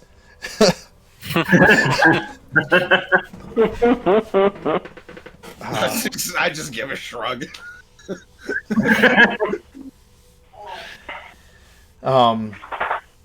Well, if you head down this way, through this gate, through here, you'll find an iron gate at the end. I'm gonna buy you these bombs. Sorry, guys. It's alright. It hasn't been used in ages, as I've said, so I don't know if the gate on the other end will be just as rusted. I have a key here somewhere.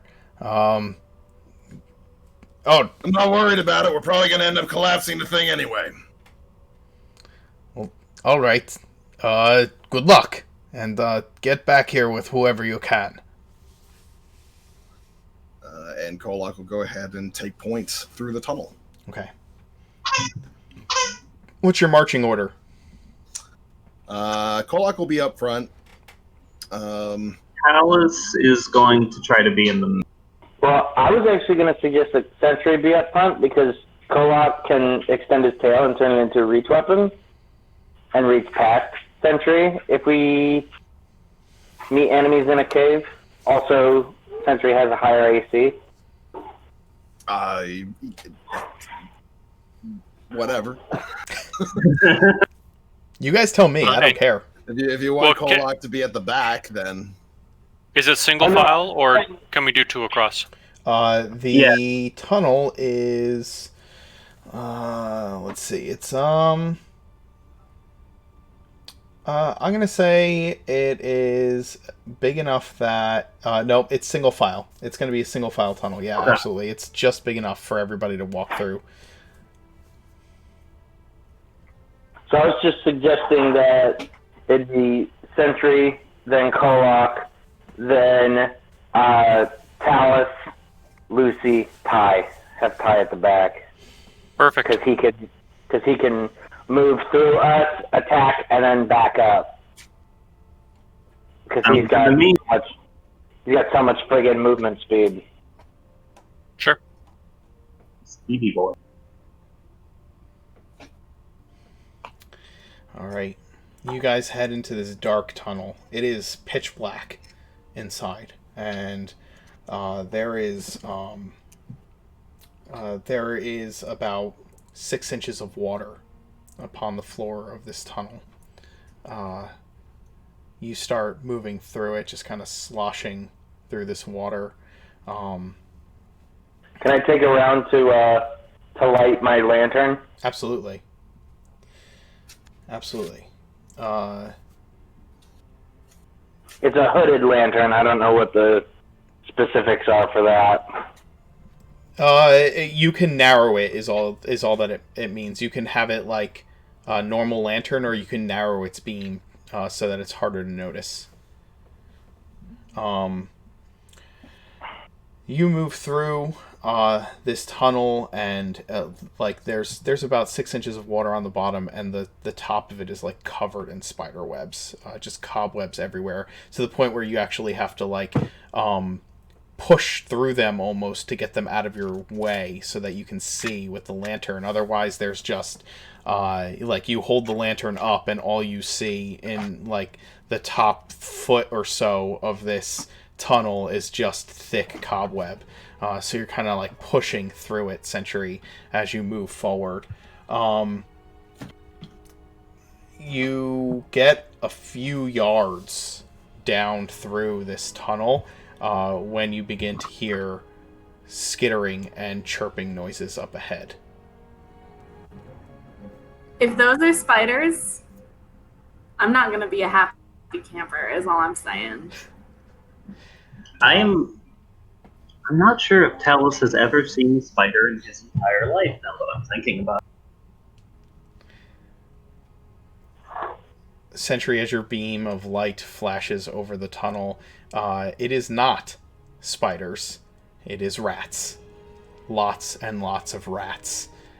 Well, that's fine. Okay.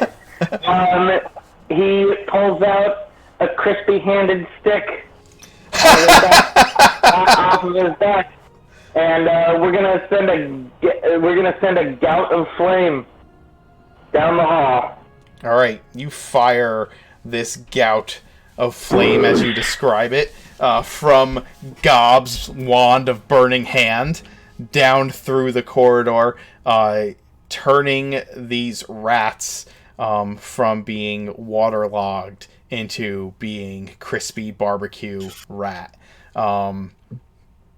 Just piles of them. These things are climbing over each other, but you manage to scorch probably a good 10 feet worth of rats in the tunnel and turn them into a smoldering pile of burned, crispy rodent.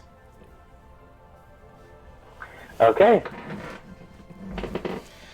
I'm not even gonna let you have you roll the damage on a swarm of rats, because you're just gonna burn it to a crisp.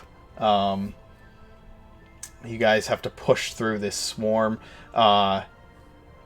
Most of them most of these rats fleeing away from you, or whatever's left of these rats fleeing away from you down the tunnel, splashing through the water. After you're in this tunnel for a while, it's slow going. It's it's tight and narrow. Sentry, you have to duck a little bit to move through this thing. And it is, from where the keep is to the end of this tunnel, where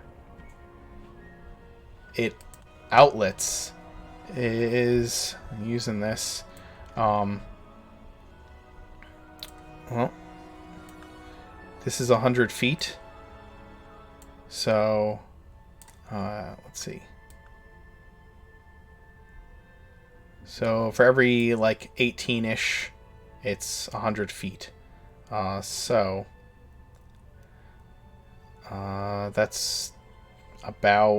little less than 200 feet for you to travel, to get to the edge. So it takes several rounds. I mean, Ty could probably make it in 2 rounds, right? No, 4 rounds. It depends on how many key points I want to spend. But it takes you... If he was sprinting, it'd take him 3 rounds. Yeah. Double move dash. It's kind of difficult terrain from how narrow the tunnel is, and having to duck. You can't really, like, run through it. So you move at a bit of a slow pace, and it takes you a good, 5-10 minutes, probably 10 minutes to get through the tunnel to the other side. And you come to a rusted gate. This old, kind of rusty, unused gate. It's covered in a thick growth of like weeds and reeds and things like that have just kind of grown up around the thing, almost like it's never been used. Athletics check to force it open. Sure. Give it a shot.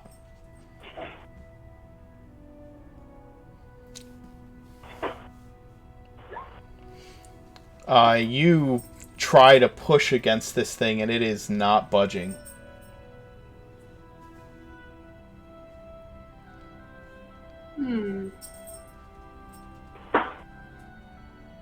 What if we all push together? I'll go ahead and aid him on this. Yeah. Frag my knuckles. Kolak, you move up from the back, and you put your... He's not at the back. Yeah, He's I'm right right behind Oh, okay. You're right behind him. All right, so you move up behind him and get your hands on the gate as well, aiding him in it. And we'll just use the 22, or the 19. That's fine. You guys push together, and you hear this straining sound of metal being, like, getting...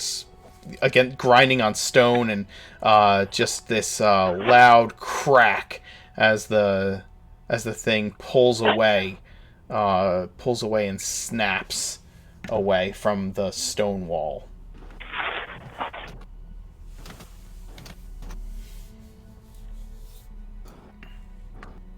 All right.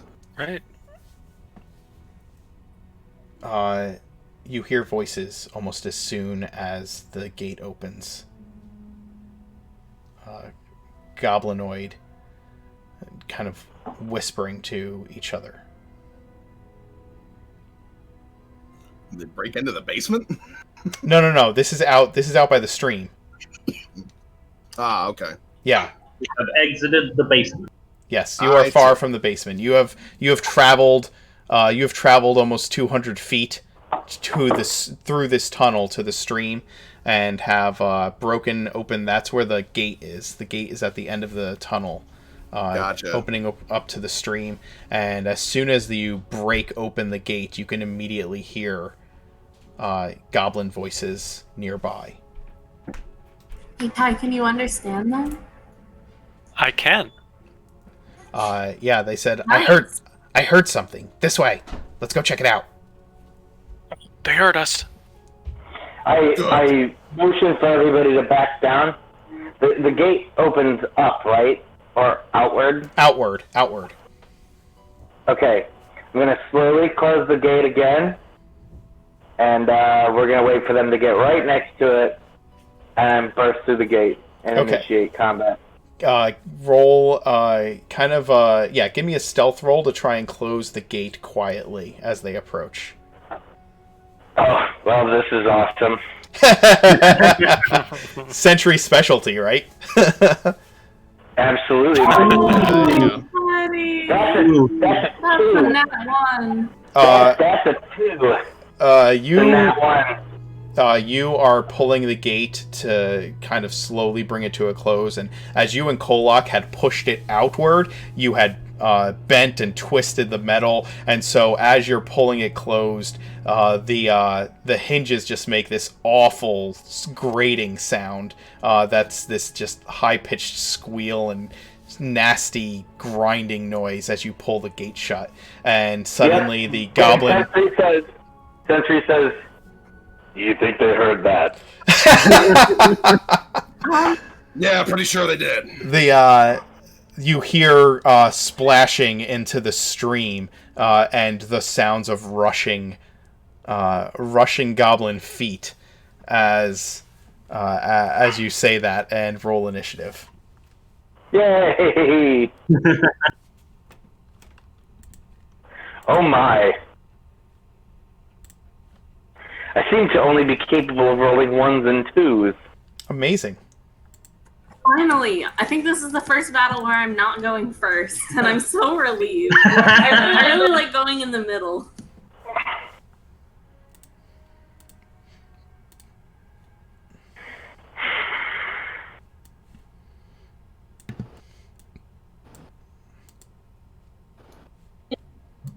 Resident fast boy goes first.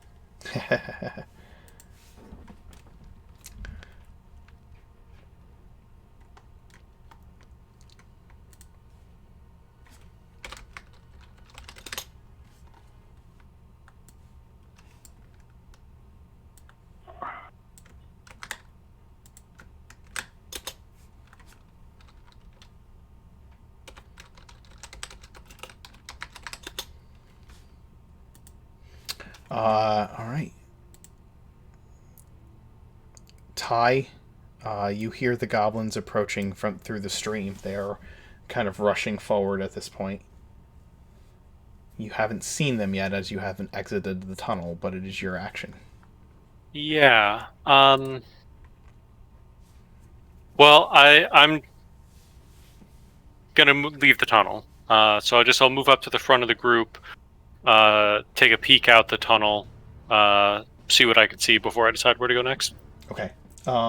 There's a group of 2 hobgoblins leading about 6 goblins in the direction of the tunnel at this point. How far away are they now? I'll say about 15 feet away. Oof, They've gotten close. They were up above on the hill, and as soon as they heard the grating sound of the gate, they just jumped down into the river. So they're pretty close. Okay. All right. Well, I just look back, say, follow me in here, and I'm gonna bust out and just get into the thick of it, and try to take out a couple of the smaller goblins, before they can swarm us. Okay. Ooh, that is a natural one. Must have slipped on something as I came out. Yeah, you, go ahead. Well, in that, I will key point flurry and AC 14 and AC 21. Yeah, that will hit 2 of the goblins. They are still standing, but they I'm going to use my feet, and I'm going to replace one of the 5 damage with 10 damage instead. Ooh. For my psionic talent. Nice. Okay. Hey, psionic! So, yeah. And I think Lucy sees that happen, and she looks at you like... You know, Ty, if you have something to tell me, Sorry. we might be the same. Everyone's a ghost secretly. They just I don't want to think he's a admit it. ghost. That's what Lucy assumes. Lucy assumes that 90% of people walking around are reanimated dead bodies. So Ty's definitely also a ghost. I'm gonna need to get him up Definitely. later. Definitely a ghost, yeah. I need ghost tips from other ghosts.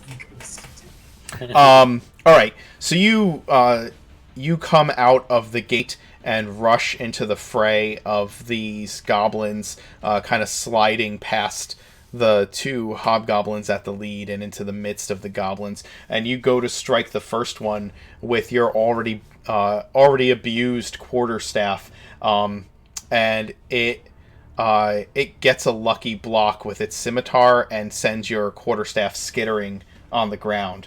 Oh. You then kick up with your feet and knock it unconscious with your 11 damage attack, and then the second blow sends the next goblin's head ringing, but it is still, as I said, it's still standing.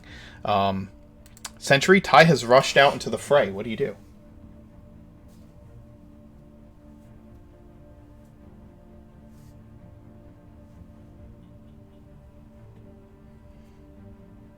Sentry? You're muted, bud. Ah, yes, there we go. Sentry is going to leap after his monk friend,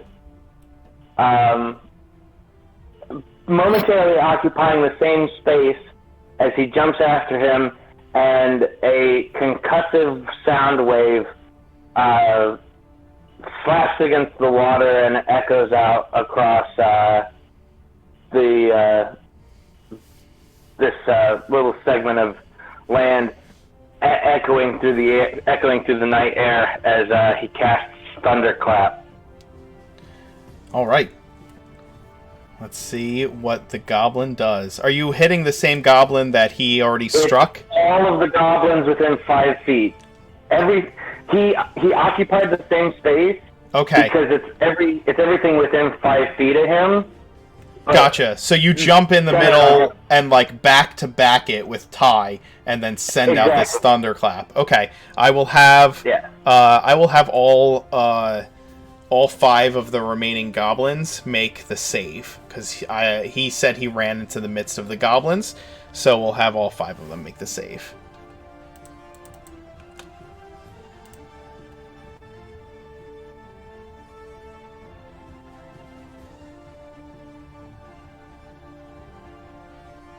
Con saves. 1.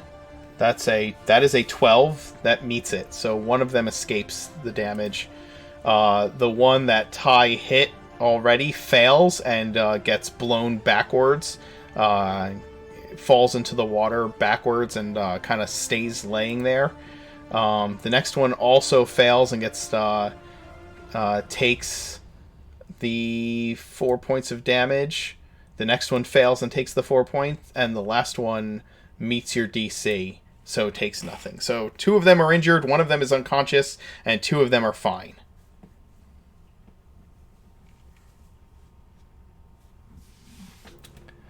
Any bonus actions, Sentry? Are you muted again? Did you remute yourself? You did. You're muted again. Yeah, he's going to raise his hands, and his sword is going to appear in his clutched metal fist. Excellent. Talus? Very nice. Yeah, let's see.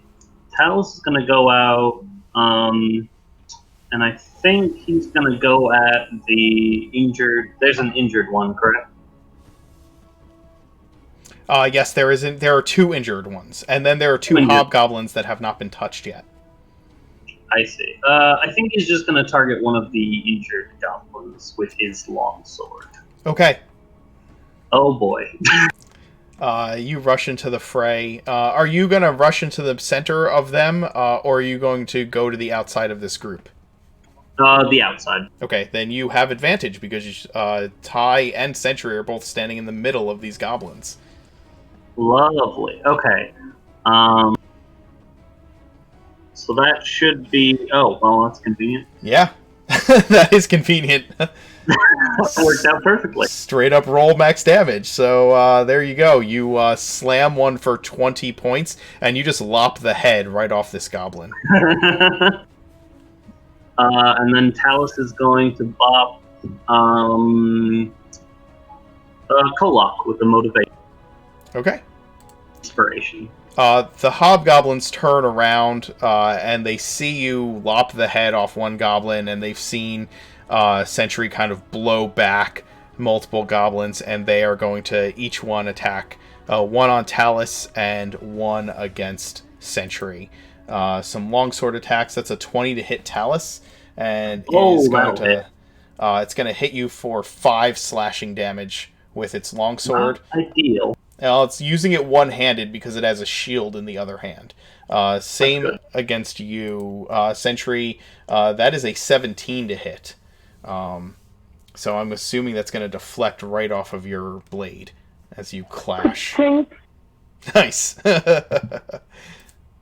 Lucy. Let's see. Lucy's like, hey, stop attacking my friends that attacked you. And I think she's gonna... How many are still up at the moment? There are 2... there's 1 injured goblin, 2 uninjured goblins, and 2 uninjured hobgoblins.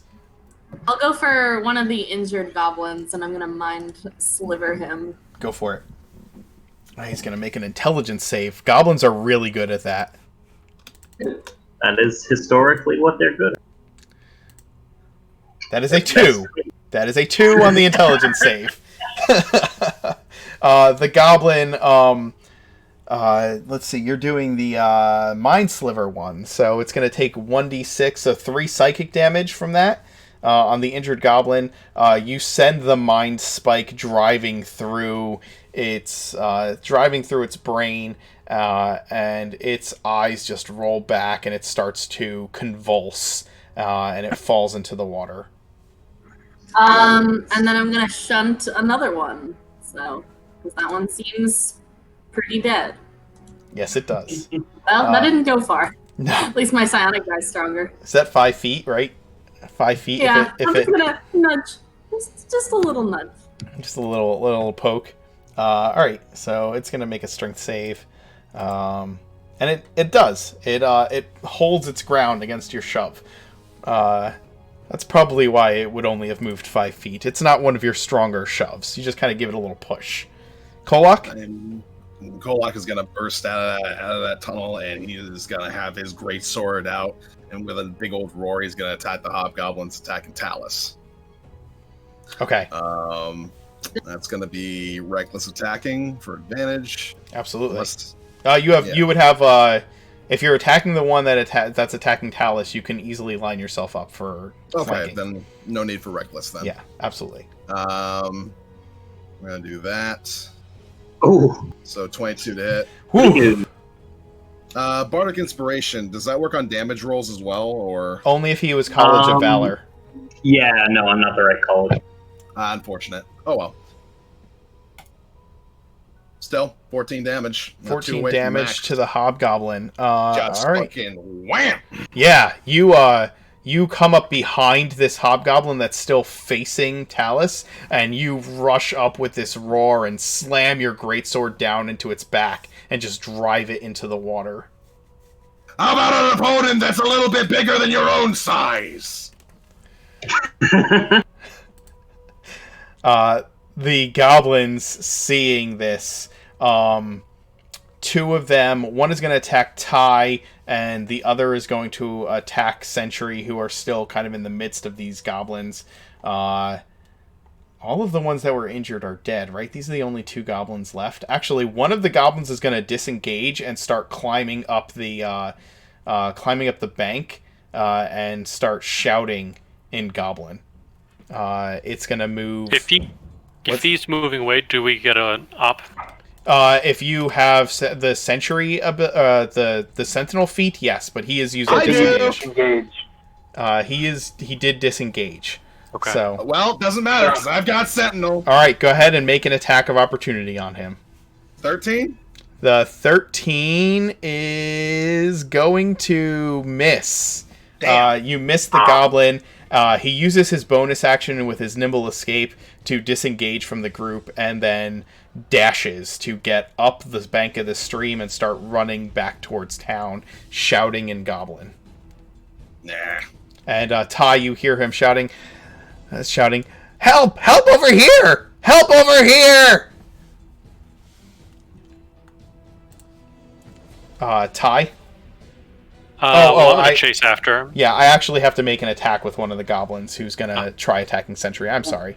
Give me 1 second, but I assumed you would chase. As an aside, that thunderclap, the thunderclap creates a loud noise within 100 feet. Oh, yeah. That's fine. I crit against you, Sentry, surprisingly. With the goblin. So you're going to take 12 points of damage from a goblin. I take 9 points of damage. Yes, you take 9 points of damage from the goblin. And then God, I picked heavy armor specialist. Yes, you did. Ty, it is your action. Okay, so I will chase after the fleeing goblin. Oh, you're going to catch up to it very easily. Yep. It has moved 15 feet up the bank, and then over the difficult terrain of the bank, and then as it's run across, it's run another 30 feet, so 45 feet.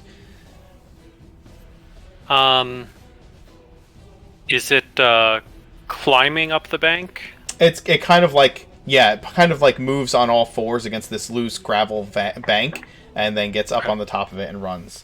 Well, I'm just trying to figure out, because I've got the athlete feat, so climbing doesn't slow my movement, to see if I can get to him and still be able to attack this Gotcha. turn. It's not like a vertical climb. It's kind of just like lots of loose, wet gravel, so it's difficult to run up it.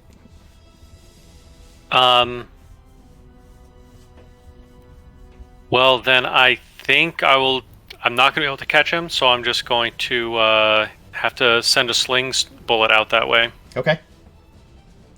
You hit him, and he gets hit in the back of the head and sprawls forward, kind of yelps out in pain. He has 2 hit points left. Well, that's me. Okay. Sentry, there's 2 hobgoblins and a goblin. The goblin just did 9 damage to you with a critical hit. Kind of like got in between your plating and hit something vital. Yeah, he re-engages on the goblin and swings his greatsword at him. Okay. That absolutely hits the goblin. And that absolutely destroys the goblin as you slam your greatsword down onto it. And action surge. Okay. Oh, no, not action surge. Second wind. Second wind? Okay, understood. Talus? Because I don't think I have an action surge anymore, because we didn't short rest. We haven't short rested You have not since coming in here. Yep. Oh, yeah. How far is that goblin that was running away? That goblin that's running away is about 45 feet from you. Okay, Alice is going to look at him, and he's going to send over a chill touch at that guy, because he's got quite the bit. Go for it. There we go. Woo! Your chill touch actually does something.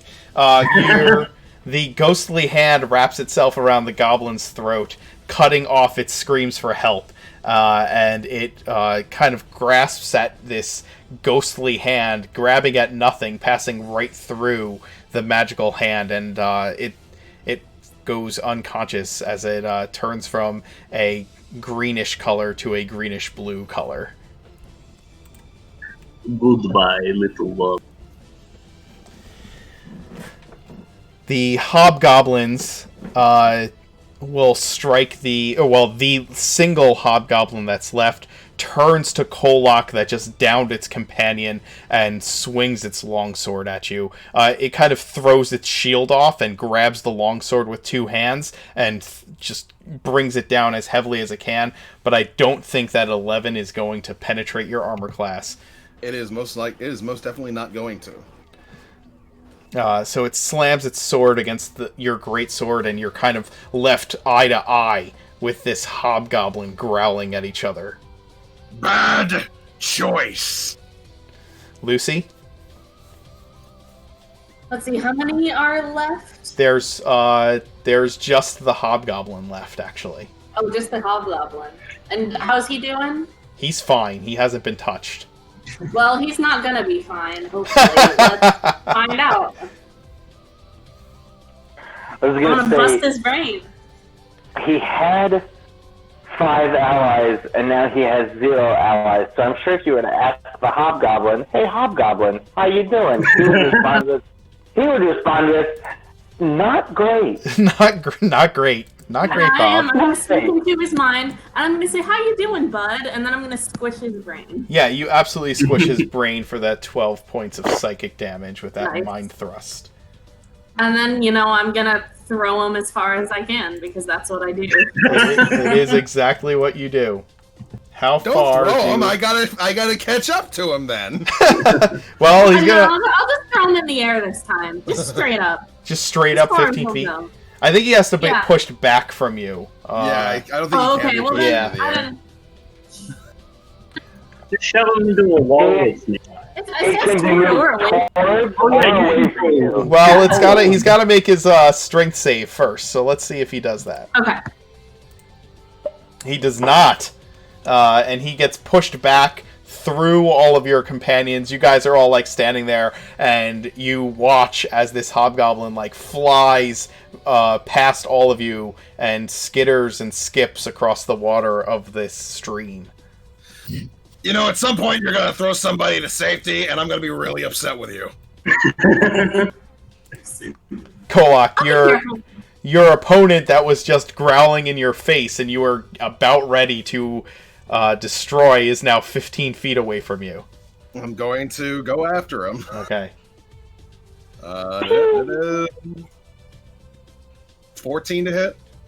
You rush towards the hobgoblin and swing at him, and he has gotten back onto his knees by the time you get up to him, and he brings his longsword to bear, blocking your strike.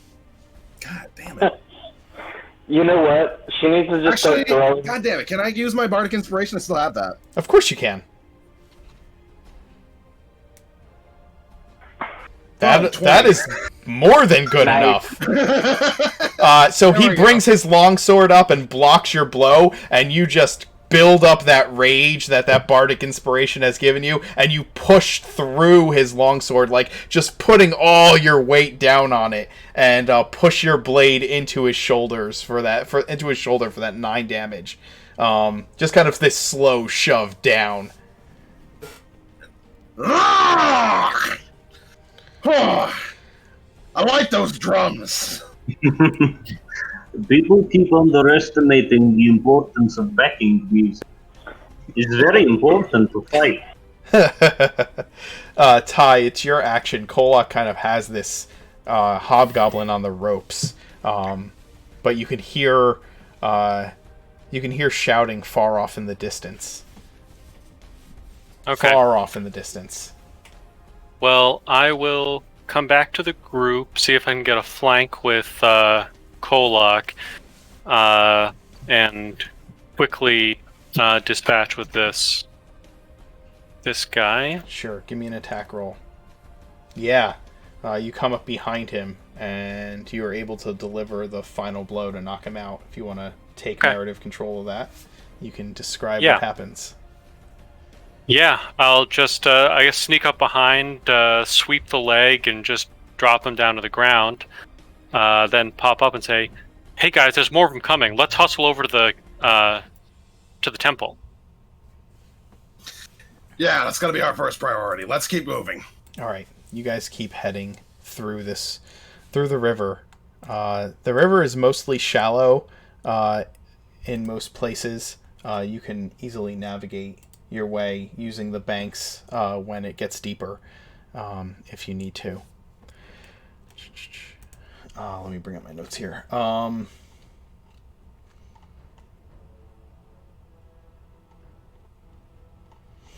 Sentry's just gonna follow the river. He's not even gonna bother getting out. All right. Do you guys want to make a stealth roll to move forward, or you just want to rush as fast as you can? I don't think all of us all together. Some of us might be good at stealth, but some of us are definitely not. So it's probably not a great idea. We'll just keep moving as fast as possible. Okay. All right. Depends. How quiet is Sentry? Yeah, Sentry is not quiet at all. To be fair, neither is Kolok, so I have no room to judge on that. Okay. Alice is by definition loud. Kind of how he does that. That's very true. I'm pretty sneaky. Right, well, here we go. You guys. Here we go. I was gonna say, here's the stealth roll. Oh god. Oh yeah. Oh yeah. That's an average stealth roll for Sentry. There we go. Slinky boy. Hey guys, I am sorry to do this, but my shoulder is killing me. I need to find some ibuprofen. Can I have just a moment to do No that? way. Yep, no problem. You guys can talk to the audience. I'm just gonna step away for a minute. Have fun. How's everybody enjoying the show so far, guys?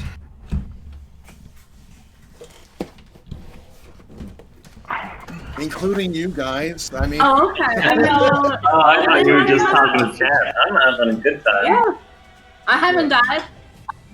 yeah. I mean, that's always a sign of a successful session. I'm When doing you're not good. dead yet. Although, Ty is a ghost, which is wild. I mean, at least Lucy's Yeah. convinced that Ty's a ghost. She's going to ask him about that. Anyone with When any they're not- psionics is when they're not- definitely a Yeah, ghost. absolutely. I mean, more of you might be ghosts too. That's just the only confirmed one in Lucy's head. I am curious. What does so when Kolok rages and he gains like elongated claws or a bigger jaw or a bigger tail? What does anybody think of that? Is that just like weird, or is that just like it's probably magic of some sort? I don't think Sentry 150 assumes that Kolok's a freak. Yeah, I think Lucy's just kind of assuming, like, I'm sure all Dragonborn can do that. And that's a normal thing that I just don't know about. Because I don't know a lot of things. That's true. He is kind of representative. I barely of know them. how to read. Here we go. This is probably where he gets his most inclusive. He fully acknowledges that he's like the only Warforged he's seen since reanimating. So he's not gonna judge if this dude's a freak. Talus just thinks it's neat. Yeah. All right. He's like, I am a think it dedicated metal man. Who It am does I to occur to judge? me. It does occur to me that Dragonborn are very rare on Oregon. You don't normally see any. Yeah. So he is kind of like unintentionally a representative of his people. They're What a gonna, good representative. they're gonna meet normal Dragonborn and be weirded out that that's something they can't do. Oh, Kolok's just like that? I thought that all Dragonborn. Not everybody can do that. I don't know. Some of you don't even have tails. That's weird. You don't all just immediately eat donkeys that die? I thought that was just the I deal. thought it was a Even if we went to the wastes for any reason and like met Kolok's parents or something, they'd just be like, "No, we don't do that. Kolok's just No, it's just Kolok. That's very good. How does Century feel about the current times, the post, and how the fallen empire has progressed? What do you mean? The Empire never fell. Oh well, you It's know, just a hiatus. All of these countries are just the rogue states of the Empire. They just need to be subjugated and brought to heel. They're just playing under who, pretend. though? Is Century aware that like the last emperor is dead? Nope, he has no idea. he Okay. should ask Lucy sometime. She's from Geneva. To be entirely fair, Kolak has no idea either because he doesn't care. Well, it's more like Sentry doesn't even acknowledge the possibility that the Empire has fallen. He doesn't know, which is why he's never bothered to ask. Like, Yeah. Wait, if you're I a know we have at hardcore least believer, 20 if you're characters that are in like, denial. like it's like I was gonna say, you wouldn't wake up every day and ask your friends, "Hey, has the United States fallen yet?" Well, He just woke up. He just woke up and just assumed that the Empire's fine. Doesn't recognize any of these places, but surely they're still Empire land, so Empire laws still apply, and all of these other nations are just rogue states that need to be. Give me 1 second, back guys. into Maintenance the just fold. showed up. Hold on. I really think all of our characters could benefit from therapy. We have a lot of characters in denial. About a lot of Acting things, out. yeah. Yeah. Oh, this is definitely Even based Ty on is in ignorance. denial about Separate Bio. I mean, this is definitely based in ignorance. He's trying to adjust.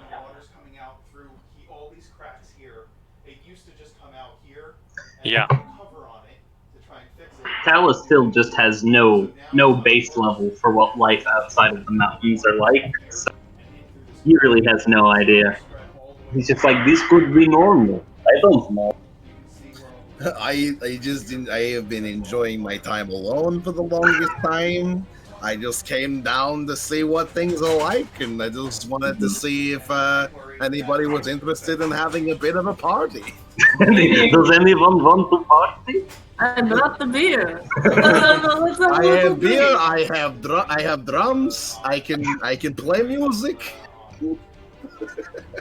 I've been working on getting the skeletons to dance. Haven't gotten their way. They wiggle. They wiggle a little. They do a little jig. I can make a hand choke people. Can we argue with those? Oh my god, they're all ghosts.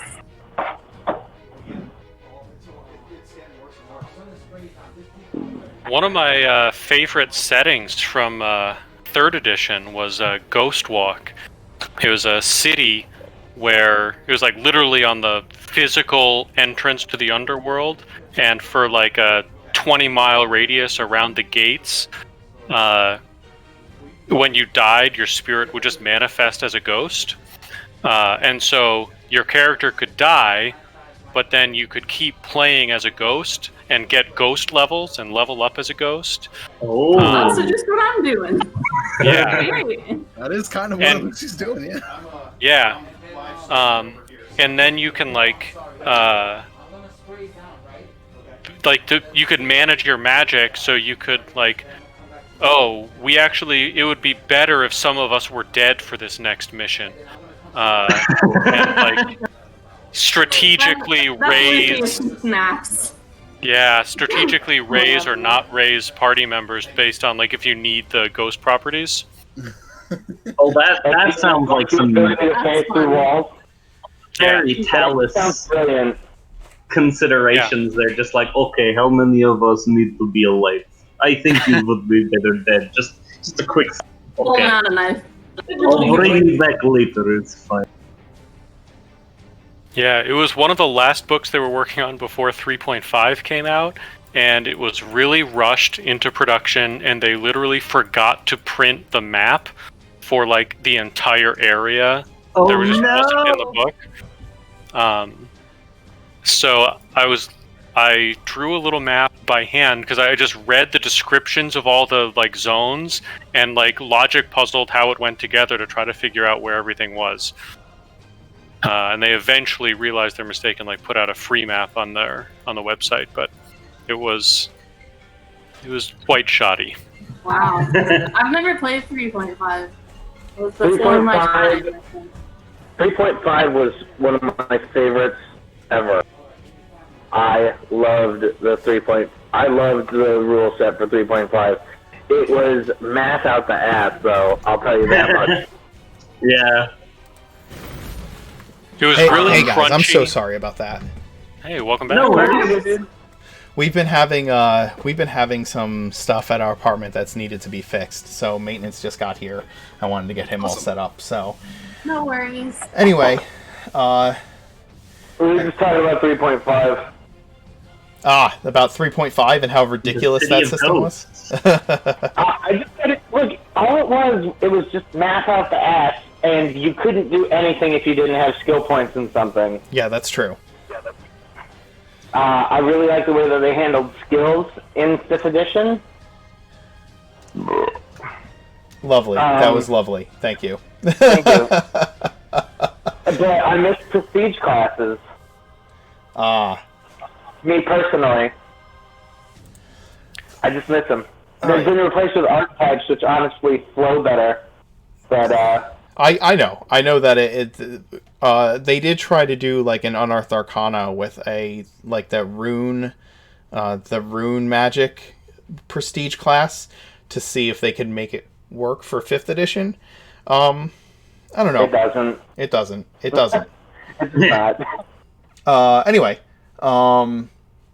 so you guys had been rushing towards the temple, and as you get closer, you can hear this chanting in Goblin, this loud, menacing singing in Goblin. As you get closer and closer, it just gets louder and louder, and you can even hear like the banging on war drums as you get closer. Ty, what are they singing? Is that Happy Birthday? What is it? Lucy. I hope it's Happy Birthday. It's some war song, I'm assuming, some battle chant. Oh yeah, it's a battle chant. It's talking about rending their foes and boiling their blood and breaking their bones, and just this awful, awful war chant of violence and mayhem. Well, My war chant is better. Yeah, I can play the pan flute. We could do a battle of the bands here. We'd have one drum and one pan flute against a squad of goblins and hobgoblins that are playing war drums. I can clap. Challenge them to a rap battle. I think you guys would win, to be honest. I think you guys would win. I feel like Century Wow, probably because- has like a music feature on him that he doesn't even know about. It has a bunch of different music that play. He hasn't figured out how He to just activate has it like a yet. radio hookup to the newest DJ station.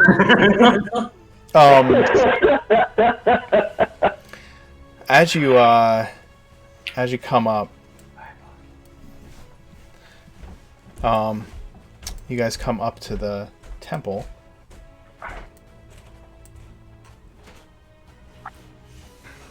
We'll move you to another map. Oh. There we go.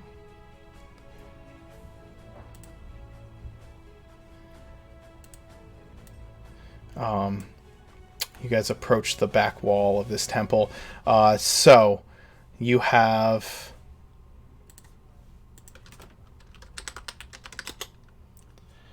let's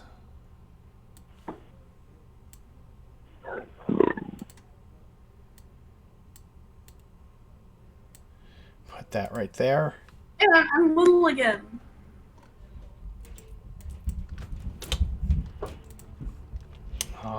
And let me just put down what you've got. I think you guys are probably approaching from back here, from the river.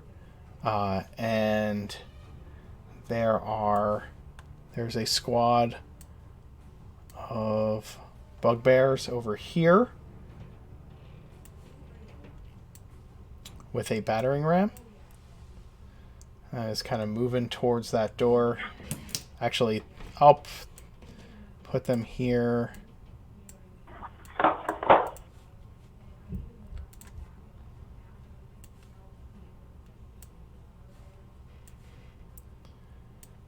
got a squad of bugbears here. And then you have the hobgoblins.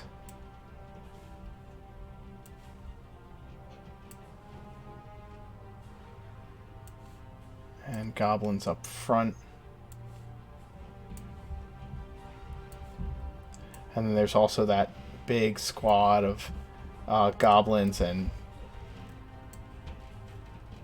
bugbears or goblins and hobgoblins that are marching around this temple.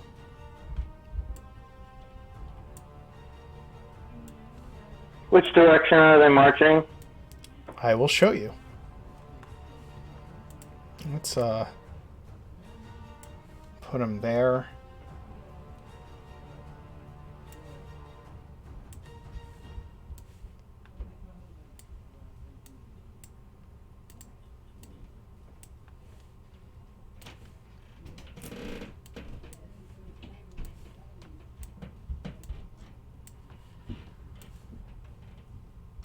They are marching in a clockwise direction, with the front hobgoblin there being the head of the marching order. So counterclockwise? Clockwise, he said. Clockwise. Oh, okay, but then the hobgoblin's not in front. Then Oh, what am I talking about? What am I talking about? Counterclockwise. I meant counterclockwise. You're right. I am just an idiot. Cool. I just had a brain fart moment there.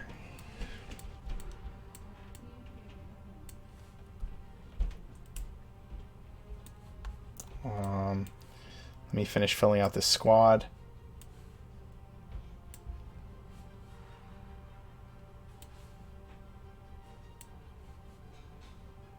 This thing is big, right? Like, this group of goblins is, like, huge.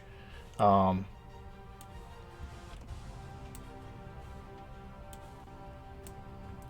it's,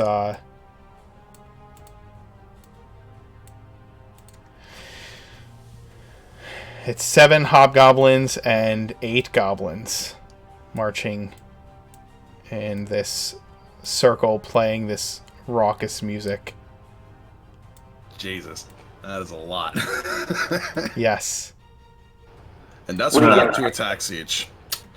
What's that? And that's without 2 attacks. So they are going to move. They are not trying to move quickly. This group of goblins and hobgoblins that are kind of beating these war drums and playing this music. They are moving. They are moving at a rather slow, methodical pace, and they're just making as much noise as they possibly can. All right, I'm gonna kind of like get on the ground and gesture for everybody to follow suit, just like laying down flat on this like cliffside here. Okay. Sentry just sort of plunks into the ground. They're being really loud, so they won't be able to hear us. But at the same time, we need to wait. Once they get right in front of us, we can go ahead and ambush them. Or we can wait for them to pass by and then slowly follow them, wait for them to get by one of the entranceways and make our way in from there. Those are our options. What do you guys want to do? I think we gotta bypass them. There's way too many. I think we gotta get inside and rescue people and get out. Yeah, but at the same time, if we go in and we get out, they're going to be on our trail, and that's going to be really hard to protect a lot of people from. As long as they're all in a group like that, I can do area of effect spells. Yes, it might be wise to strike before they have a chance to spread out. They are goblins. Yes, but there's also some hobgoblins, and those guys are a little bit tougher. Are you worried? Are you worried, Kolak? So well, if spellcasters, if they want to launch a volley to start us off, and Kolak just kind of takes his great sword and slowly takes it off of his back. I'm ready when they are. Indeed. I'll have everyone know that before I met any of you, I've never been in any fights before. This is an interesting fact to bring up at this exact moment. Now or never. I say we ambush. Yep. Alright. Do we get any like spells of opportunity before they've noticed us and we do initiative? This would probably be a surprise round, so yeah, you guys so could I go ahead and do a spell? Yes, you have the opportunity to do a spell before they would even notice you. And I'm gonna ready an action to as soon as the spells go I off, rolled I'm gonna so head good. down there. As soon as the rolled so spells good on go that. off, Kolok's gonna get up and get down there. It's a 10-foot. Okay. Right there, when they're right there, is that when you're launching spells? Or are you Yeah, I'm waiting? gonna, because it can go 60 feet. I just want to center Yeah, that to hit as like many right people here. as possible. I think it's a 10-foot cube, but I can check. You're gonna fairy fire? Yep. Shatter. Oh, and it's a fairy 10-foot fire. sphere. I don't know. if that 10 foot changes. radius. It's 20 foot. Yeah. Okay. Altogether. Yeah, so it will hit Probably all of them. all of them. It will hit all of them. And I shattered after, I'm guessing. Because that would be. Yeah, it would hit all of them. So you're shattering and fairy firing? Yup. Okay. Yep. Alright, so what's the DC on fairy fire? The DC is 15. I need to zoom into these guys. Hold on. We're gonna need some saving throws. Yes, exactly. Lots of them.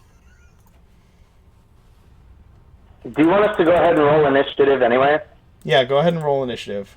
Yeah. Just to have it on the At this table? point. For some reason, I can't click on my token. Oh, wait. I know why. I'm a fool. You're An not utter on the buffoon. You're not on the clicker. Yeah, You're no, I on the wasn't. measurement tool. Yeah. Oh, me too. Alright.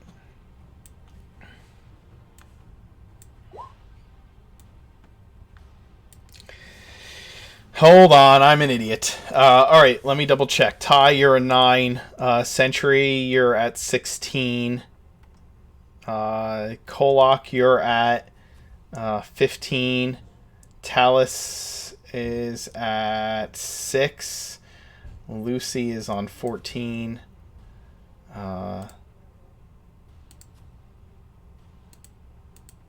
That's the whole party. There we go. Yeah, we're good. Alright. And then let's roll the initiative on these guys, on this guy, and For on some this. reason, it wouldn't let me select my token. So you'll have to put my initiative up. I gotcha. Alright.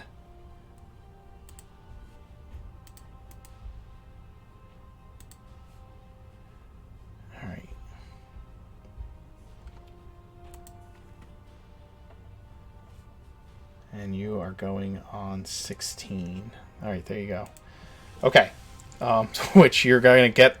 Not only are you going to get to firebomb them with Shatter, but then you're also going to get to all attack before everybody but the captain of these hobgoblins. So let's start with him. So he needs to make 2 saves. One against...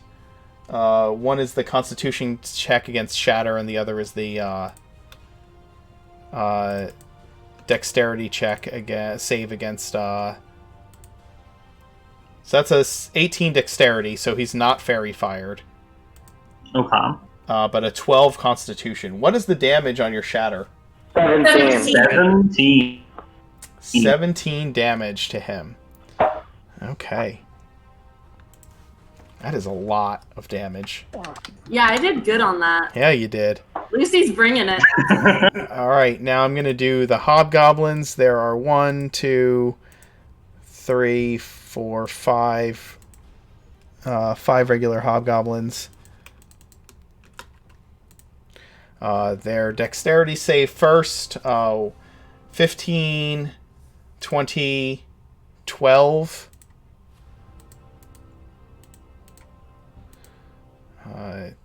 That's 1 fairy fired. And let's see. 15, 20, 12, 21, 7. So 2 of them get fairy fired. Okay. And then their constitution saves. So that's a 2. Nice. So I try to interrupt their music. well, a shatter is absolutely going to do it. Yeah. A shatter is I hope it breaks some absolutely of going the to instruments. do that. So let's see. That's 1 fail, 2 failures, 3 failures, 4 failures. Only one of the hobgoblins saves against the shatter. Beautiful. Mwah. Chef's kiss. So he's gonna take half, which is minus 17, so that's 8 damage, right? Depends if you round up or down, but yeah. Yeah, rounding I down. don't remember. So. Okay. Alright, so only one of the hobgoblins is alive. Jesus. Hey, look at me. Which No, this means is like- very likely all the goblins are dead. Yeah, okay, so a failed save still results in a 9 damage. All the goblins are dead. Oh, these poor goblins. Oh, this Boom. fairy fire may have One been shot. completely unnecessary here. Yeah. All they want. Lucy's very excited. She did not think she would do that well. All they wanted to do was play their war chant and terrify the people inside of the inside there. Oh, I missed a maybe they should've hobgoblin. done that. Hold on, they've got I missed a hobgoblin. He's dead too. I'm gonna make a goblin music Jesus. stops meme. So Imagine just being in a marching band and then everyone around you dies. Instantly. so No, I was just thinking, like, if the jazz music stops meme, but it's a goblin, oh my god. and it's because everybody else has been murdered by a single spell. That was so ridiculous. Jesus. So all these goblins are marching around, playing these war drums and chanting this awful, like, grating goblin music. And suddenly, Tellus just sends fairy fire down upon all of them, and they begin to glow, and they start to look around, wondering what the hell is going on. And then there's this explosion of sound right in the middle of them, interrupting the sounds of their war drums. Goblins go flying in this hurling, just explosion of sound, and goblin bodies are just torn to shreds and left lying in this pile. There's this devastating blast of sound, and all that's left is this crater of goblin bodies. The two hobgoblins on the end, the hobgoblin captain and the rear guard, look behind them at this pile of blown apart goblin body parts, and looks around and sees Sentry charging over the wall. Does a 15 hit? Yes. No, the 15 does not hit. I'm sorry. The hobgoblin. Terrified? Yes, you have That advantage. gives you advantage, That gives you so, advantage. yeah, So that's it's the just a 15. So you come rushing over the wall, and the goblin, like, catches you just in time with his shield. So that's unfortunately a miss, but Yeah. I'll Kolok. be able to go ahead and There's one guy alive. There's two. There are exactly 2 people left alive. There are two people. I don't see the other one. it's Right he's here. all the way up front. I don't see him at all. Really? We where all see we're- him. We all are you zoomed out at all? That's odd. I'm zoomed out. I just don't see the token at all. We're Wow, literally everybody. Literally everybody is pinging You're the taking token. it as fast as you can. I'm being serious here. I Uh, know, easier. because we all see it. That's weird. Weird. My connection's a fucking mess right now. Give me a minute. okay. No worries. All right, 23 to hit on mine. It is. Oh, there Yeah. we You just murder this hobgoblin. Tell me how you do it. He comes across this wall, and he just brings his great sword out and goes, "Should die with the rest of them. This is gonna be painful." And just bam, just carving straight through his shoulder, diagonally through his body, just whoosh. Yeah. There's this is the opposite of that anime moment where you slash through them and then the top half slides off. This is just a rending with your greatsword, and it is it is the exact opposite of that. Exactly the horrific image of the opposite of that. This is not a clean cut. Lucy, it is your action, and there's only the hobgoblin captain standing, remaining. He's staring in disbelief at the pile of men he once had. Let's see. How far can I get? I can't quite reach him, so I'm gonna. Can I see over the wall, or do I need? You can. You can see over the wall. Yeah. Okay. Great. It's a low wall. It is.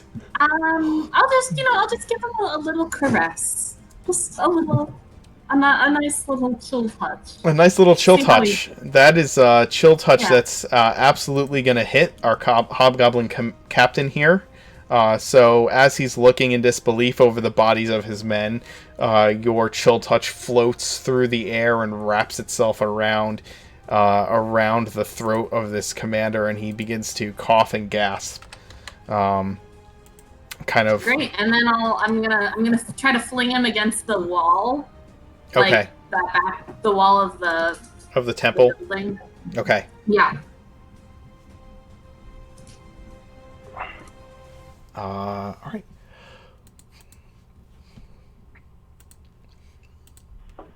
Uh, 13. So he actually fails, and you push him Nice. back 15 feet. Right, 15 feet towards the wall. He slams into the wall. He slams back against the wall, kind of wondering where this force of power came from. And then it's his action. And,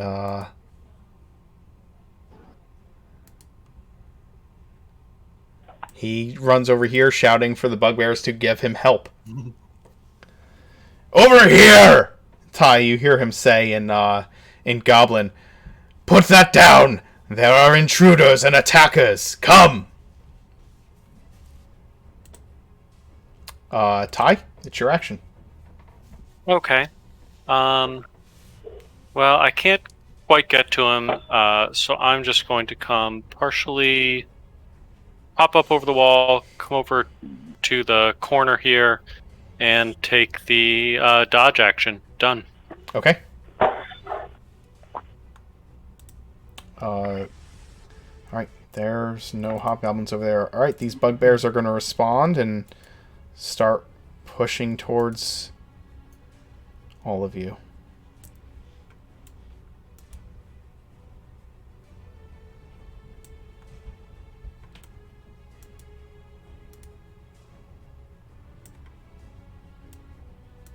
They put down their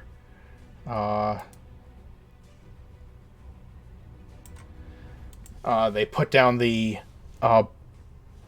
log they're using as a battering ram and come rushing this way to intercept you guys. The goblins are dead. At least these goblins are dead. Talus? Well. Alright, so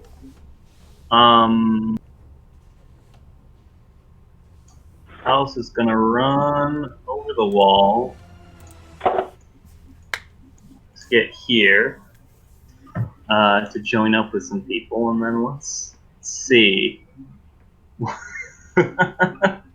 Wow, you just start. Talus is first of all going to say, "Holy, what the fuck? Did you do that?" As he looks at just the absolutely destroyed body Yeah, at least he's just going of the goblins. it's great.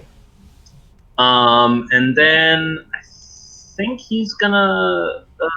Wait, where did the goblin leader go? Oh, he's over there. I think he's gonna also send over a chill touch at the goblin leader. Okay. Or the goblinoid leader. Yeah, that's gonna hit him. He is just being choked out by ghostly hands. So another skeletal ghostly hand materializes and also grabs him. Oh. And then Talus, now that the enemy's drum beating has ceased, he's going to beat his drum, and he's going to give a point of inspiration to Sentry. And that will be his turn. Cool. Sentry, it's your action. Sentry drops his blade, striding across the strutting across the courtyard as his crossbow, his now heavy crossbow, appears in his hands. He levels his aim and fires at the back of the hobgoblin leader.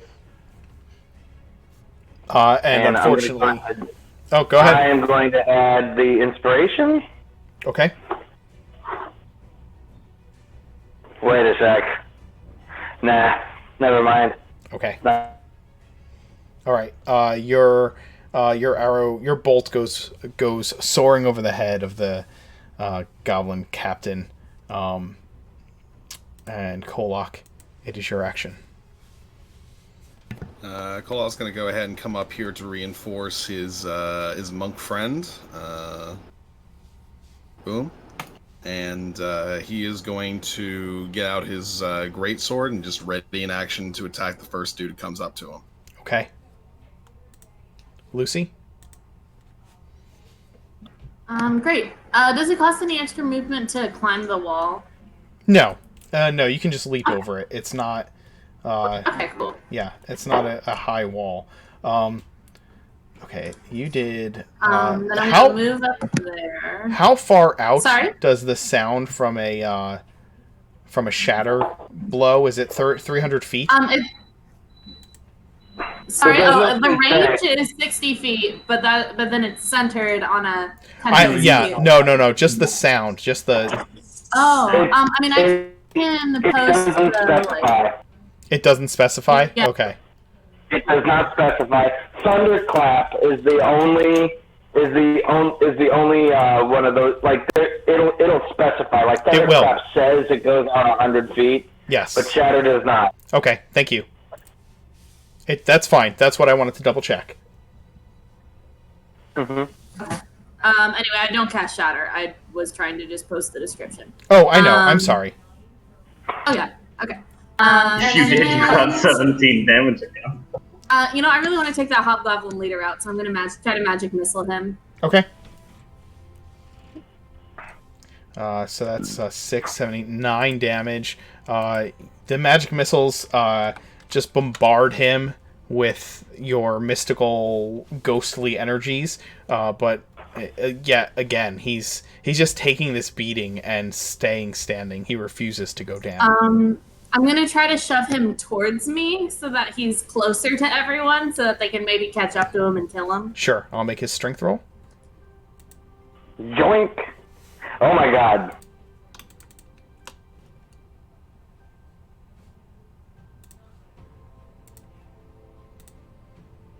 He fails his strength save and gets pulled 30 feet towards you, Lucy. Lovely. Putting him there. As he's drug across the ground. He's like trying to pull away from your from the power of your mind, and you can just see his feet dragging in the dirt as he gets pulled forward. Here. We're trying to kill you. Don't run. He growls, "Loudmouth, This is like girl." This is like that moment in a horror film where the person's like pulling themselves up the stairs, and they get up there, and then all of a sudden they get yanked back down the stairs. Let's see. I'm saying you're basically a horror movie character, Lucy. Absolutely, she is. I have +6 to intimidation, so I can be spooky. He cries out a goblin war cry and calls for his bugbears to charge. They are each going to now get a D4 added to all of their attack and saving throws for the rest of the combat, or he's incapacitated. He is then going to move. He's going to move 15 feet back and launch a javelin, I think. He's going to launch a javelin right at Kolok. Actually, he'll throw it at Lucy. She's been antagonizing him with her continuous words. I didn't mean it. You can't. No, you can 3 points of piercing damage, Lucy. Ty? Okay. I will just move up to the first bugbear here and Beat the shit out of him. yeah, beat him Why are up. you moving outside of me? Why are you? I'm imagining Kolak just going. "Arr!" Why are you rushing ahead? Just as he rushes ahead past you. And I'll bonus action again. AC 15. That one, both will miss, unfortunately. Okay. Yeah. He's just ready for your strikes and kind of bats them away Yeah, that'll happen. once in a while. The bugbears swarm you.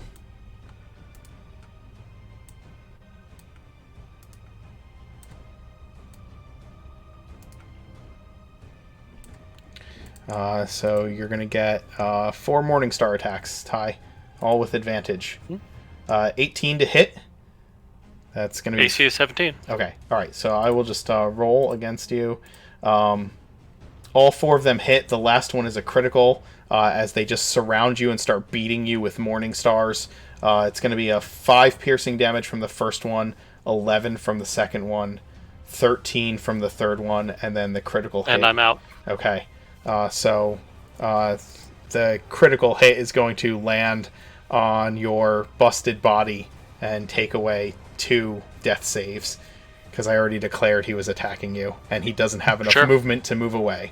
So, you are at 2 failures, Ty. And Talus, it is your action. Ty is in terrible shape. This is my job. It's fine. It's... Kolak's still standing there like, why?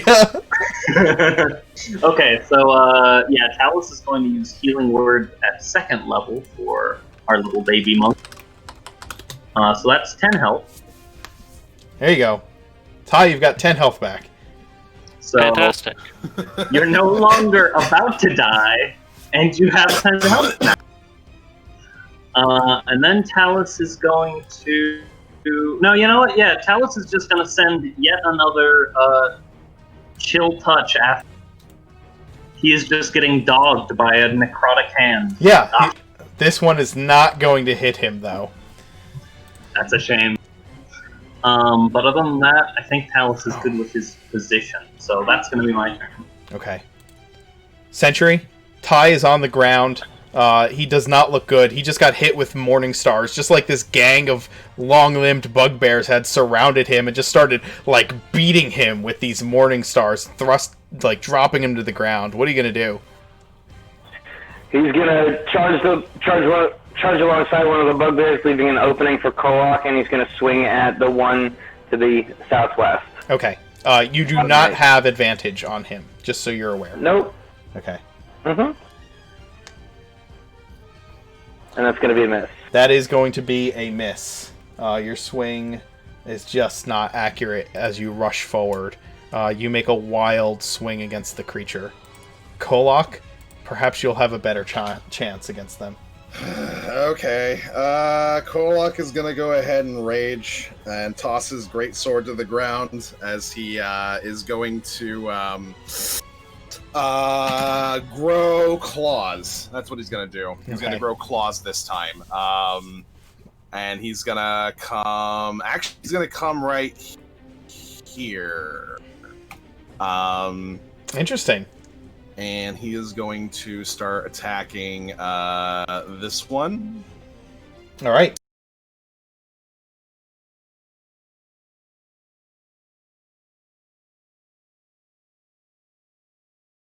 Alright, 17 damage from his claws on that duder. Oof. Yeah. You deal 17 damage to this bugbear. He is still standing, but he is looking terrible. He is far more than bloodied as you rip into him. Kolak is just roaring in rage with his claws out. Why did he run forward? Lucy.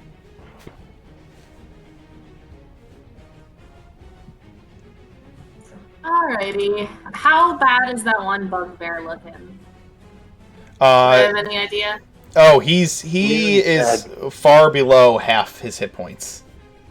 Okay. Then let's try to finish him off. Okay. Well, that chill touch is absolutely going to hit as it starts strangling the bugbear. I'm going to use a sorcery point to re-roll that because Go that for it. was just ridiculous. Yes. You tickle his throat. Wait, maybe not. Roll your... Oh Okay, my well- god. Well, I've been there. Oh, poor Lucy. well, I mean, I killed 13 people in one round, so... You know, you're a little spent right now. I'm a little... You're excused, Lucy. Believe me, we know. I mean, I have to shove it. Yeah, of course you do. I have to. Oh. Stop shoving people out of my reach. Yeah, shove one of the far I'm ones. gonna- That would be my I'm gonna recommendation. I'm gonna pull the hobgoblin leader back again. Okay. To bug him. just to annoy him. Oh my gosh. Aw. Oh, hey, my psionic die increased again, so now it's at a D10. Oh, wow. So that's fun. All right, so let's roll his strength roll and see if he saves. He does. He doesn't budge. Okay. So you didn't waste that one. Ty, you are awake, on prone, and surrounded by bugbears, but you now have allies near you. What's your plan? Key point, disengage with Step of the Wind, move Absolutely. here, and whack that guy with advantage. Go for it. And... yeah, 6 damage.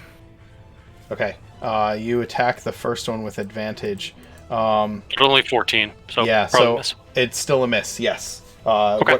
You used your bonus action to Step of the Wind. So that brings us to the bugbear's turn. By the way, who took the third health potion? Because I think we only decided that of 2 people, Yes, which and was remember, Ty and Pola. drinking the potions are a bonus action. Sentry would have it. Then, Okay. yeah.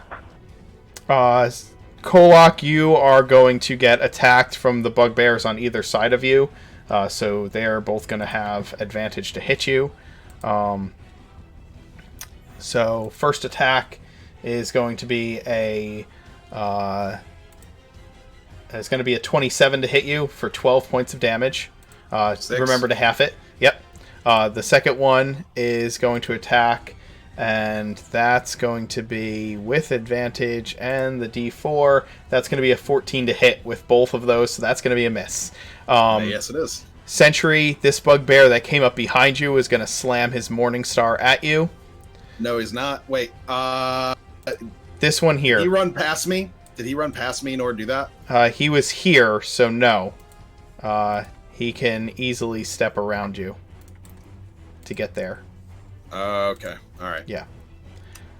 So he's going to make his Morning Star attack, and that he's going to add the D4 to it. That is an 18 to hit with the D4, so that is going to be a miss against you. Yep. All right, and then the last bugbear is going to attack Ty without advantage, and that is going to be a 17 to hit Ty. It's right on the money. All right, 7 piercing damage as he hits you with his Morning Star. He's still being inspired by his captain, and so that is getting him to attack with greater precision. Talus? Okay, no one's unconscious at this exact moment. It's always nice to see. Makes your Alice job is gonna easier. move over. It does. Frees up some spell slots. Let's see. I think I'm just gonna keep bothering that leader with chill touches. Not great. You've killed an entire squad of hobgoblins, and this one is just proving Yeah. Chill touch isn't working. His chill touch just is not working out. I'll have to keep that in mind. Let's see. Yeah, I'm gonna give. Who wants an inspiration? Who wants give it to be Sentry. He's inspired? next. Wait. All does right, Sentry yeah, already I'll- have one? I didn't use one yet. I didn't Oh use yeah, it you yet. used yours. Kolak. Yeah, frontline fighters. Kolak gets an inspiration. Okay. Awesome. Sentry, you're surrounded. Alright, I am attacking this one. Okay. Make your attack roll. Advantage. 24. That'll hit. Oh, and What you got for me? come on. All 1d6. Ooh, that'll help. You So that's 12. Yeah, you crush this bugbear. Crunch. And that will be my turn. Okay, Kolak. The bugbear beside you gets destroyed by Sentry. What's your next move? I'm going to go ahead and step over here. This guy can go ahead and take his attack of opportunity if he'd like. I don't care. Okay, he'll take it. That's a 20 to hit. I'll hit. Yeah, 10 piercing damage as you move away. So you'll take 5. Yep. And I'll go ahead and start unloading on the bugbear that's attacking Ty. Go for it. Bugbears are nasty. Yeah, they are very nasty. They are nasty. Uh, Your claws are gonna... 18 to hit. That'll hit. Good There thing you you go. got that inspiration. Yes, indeed. Still minimum damage, but I get another claw attack, so 13. Okay. The first one hits. It dodges out of the way of the second one, just kind of like jumping back a step. But you've rent it slightly. Lucy. I'll attack the one that Kolak's attacking with this. Okay. It's going to have to make an intelligence save, which once again, goblinoids are incredibly good at. I don't think I've succeeded as an intelligence save yet. That's an 11, so that's going to be a failure as well. So it's going to... I think that says something about Mark's goblinoids. they're just not that smart. So it gets to add a d4 to its roll, and then it also subtracts a d4 from its roll, so we're just going to cancel out the d4s, if that's cool with you. Well, it's just for a saving throw. Oh, is it just saving throws? You're right, it is. Yeah. Okay, that's fine. And then you know that I'm trying to pull that hobgoblin leader closer. Of course I do. That's why I was already clicking on him to make Oh a my save. God, Steve. I have a D10. He does And not... It doesn't get bigger than your D10. He does not get pulled forward, so you do not waste your d10 roll as he saves. He is going to... Let's see.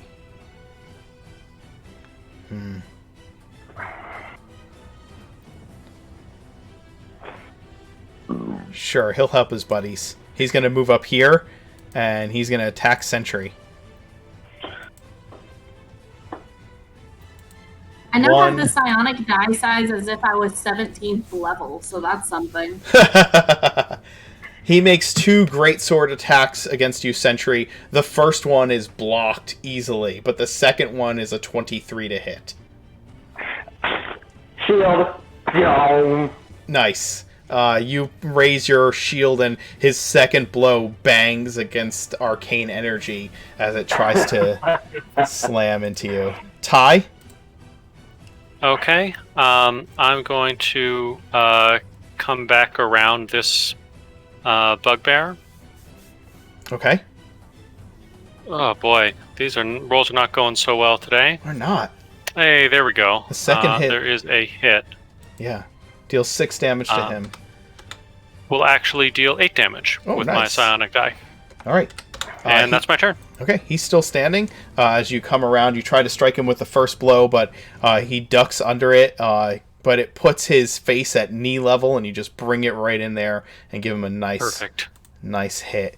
The bugbear is going to turn around is going to stand back up and wipe the blood from his nose and try to hit you with his Morning Star. Before he does, I get to attack him if he's going to attack Ty. Okay, go ahead. Make your attack. I will do so. Boom.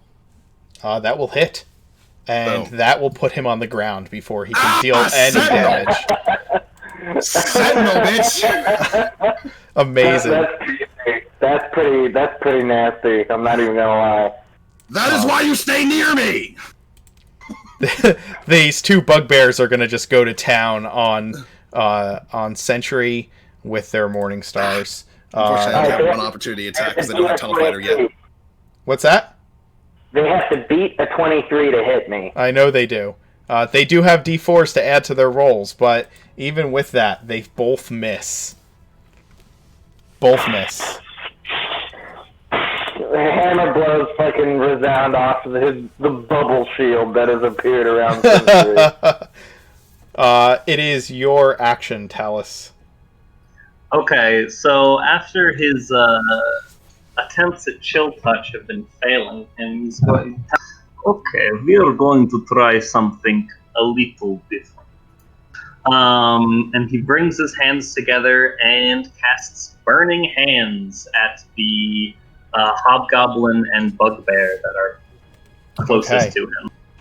So they're going to have to make a dexterity saving throw. Drain the Yeah. average, too. The Bugbear makes an 18 dex save. Not That the Bugbear. will The Captain makes an 18 dex save.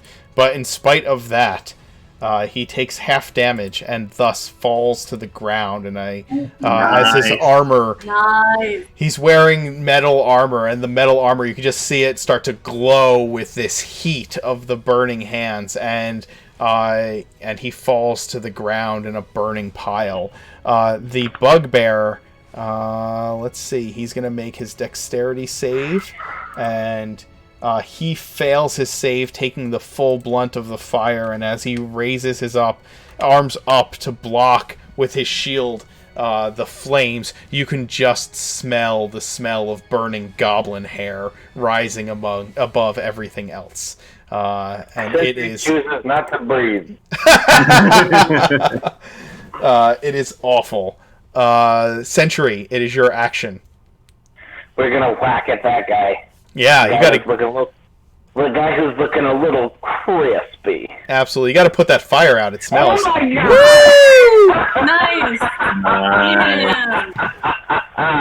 That crit, Oh, Nice.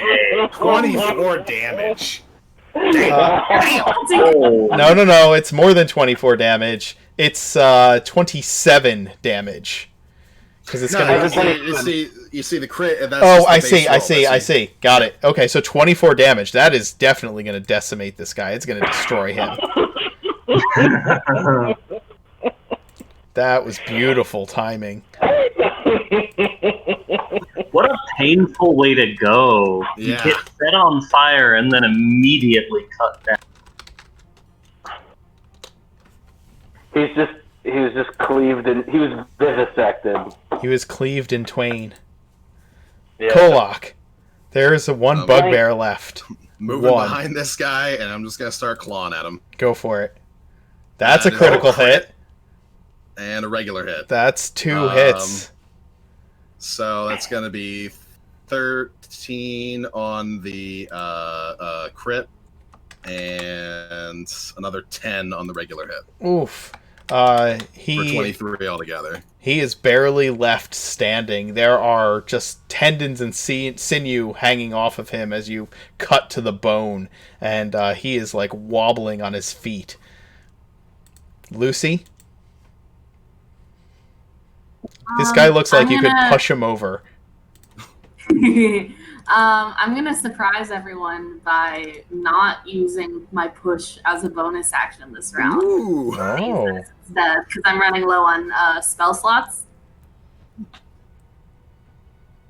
I'm gonna use a sorcery point to get one of my spell slots back. Okay. Well, that's your bonus And action, so. I will try to kill him. All right. He's going to have to make a Intelligence save, which they've been doing beautifully at. 11 on his intelligence save. You thrust. For 2 points. He dies. Boom. Beautiful. I'm like, hey, bud, this is gonna hurt, and then he just dies before I can Yeah. even squish his brain. He's And just. I'm also just gonna move a little closer to He everyone. has a heart attack when he hears your voice. Hey! You, Kolat's gonna waste no time and start gathering all the weapons he can carry from the different people here while he directs Sentry. Sentry, go over to the back entrance and see if there's a way that you can open it. Everybody else follow him. I'll catch up quickly. Sentry's gonna toss Ty the spare healing potion that he's convinced he doesn't need. Okay. And Ty, the javelins that these bugbears have, they're not the same as a quarterstaff, but they can definitely be used in the same capacity if you wanted to grab one. Do anyone have like a club or something? They are all carrying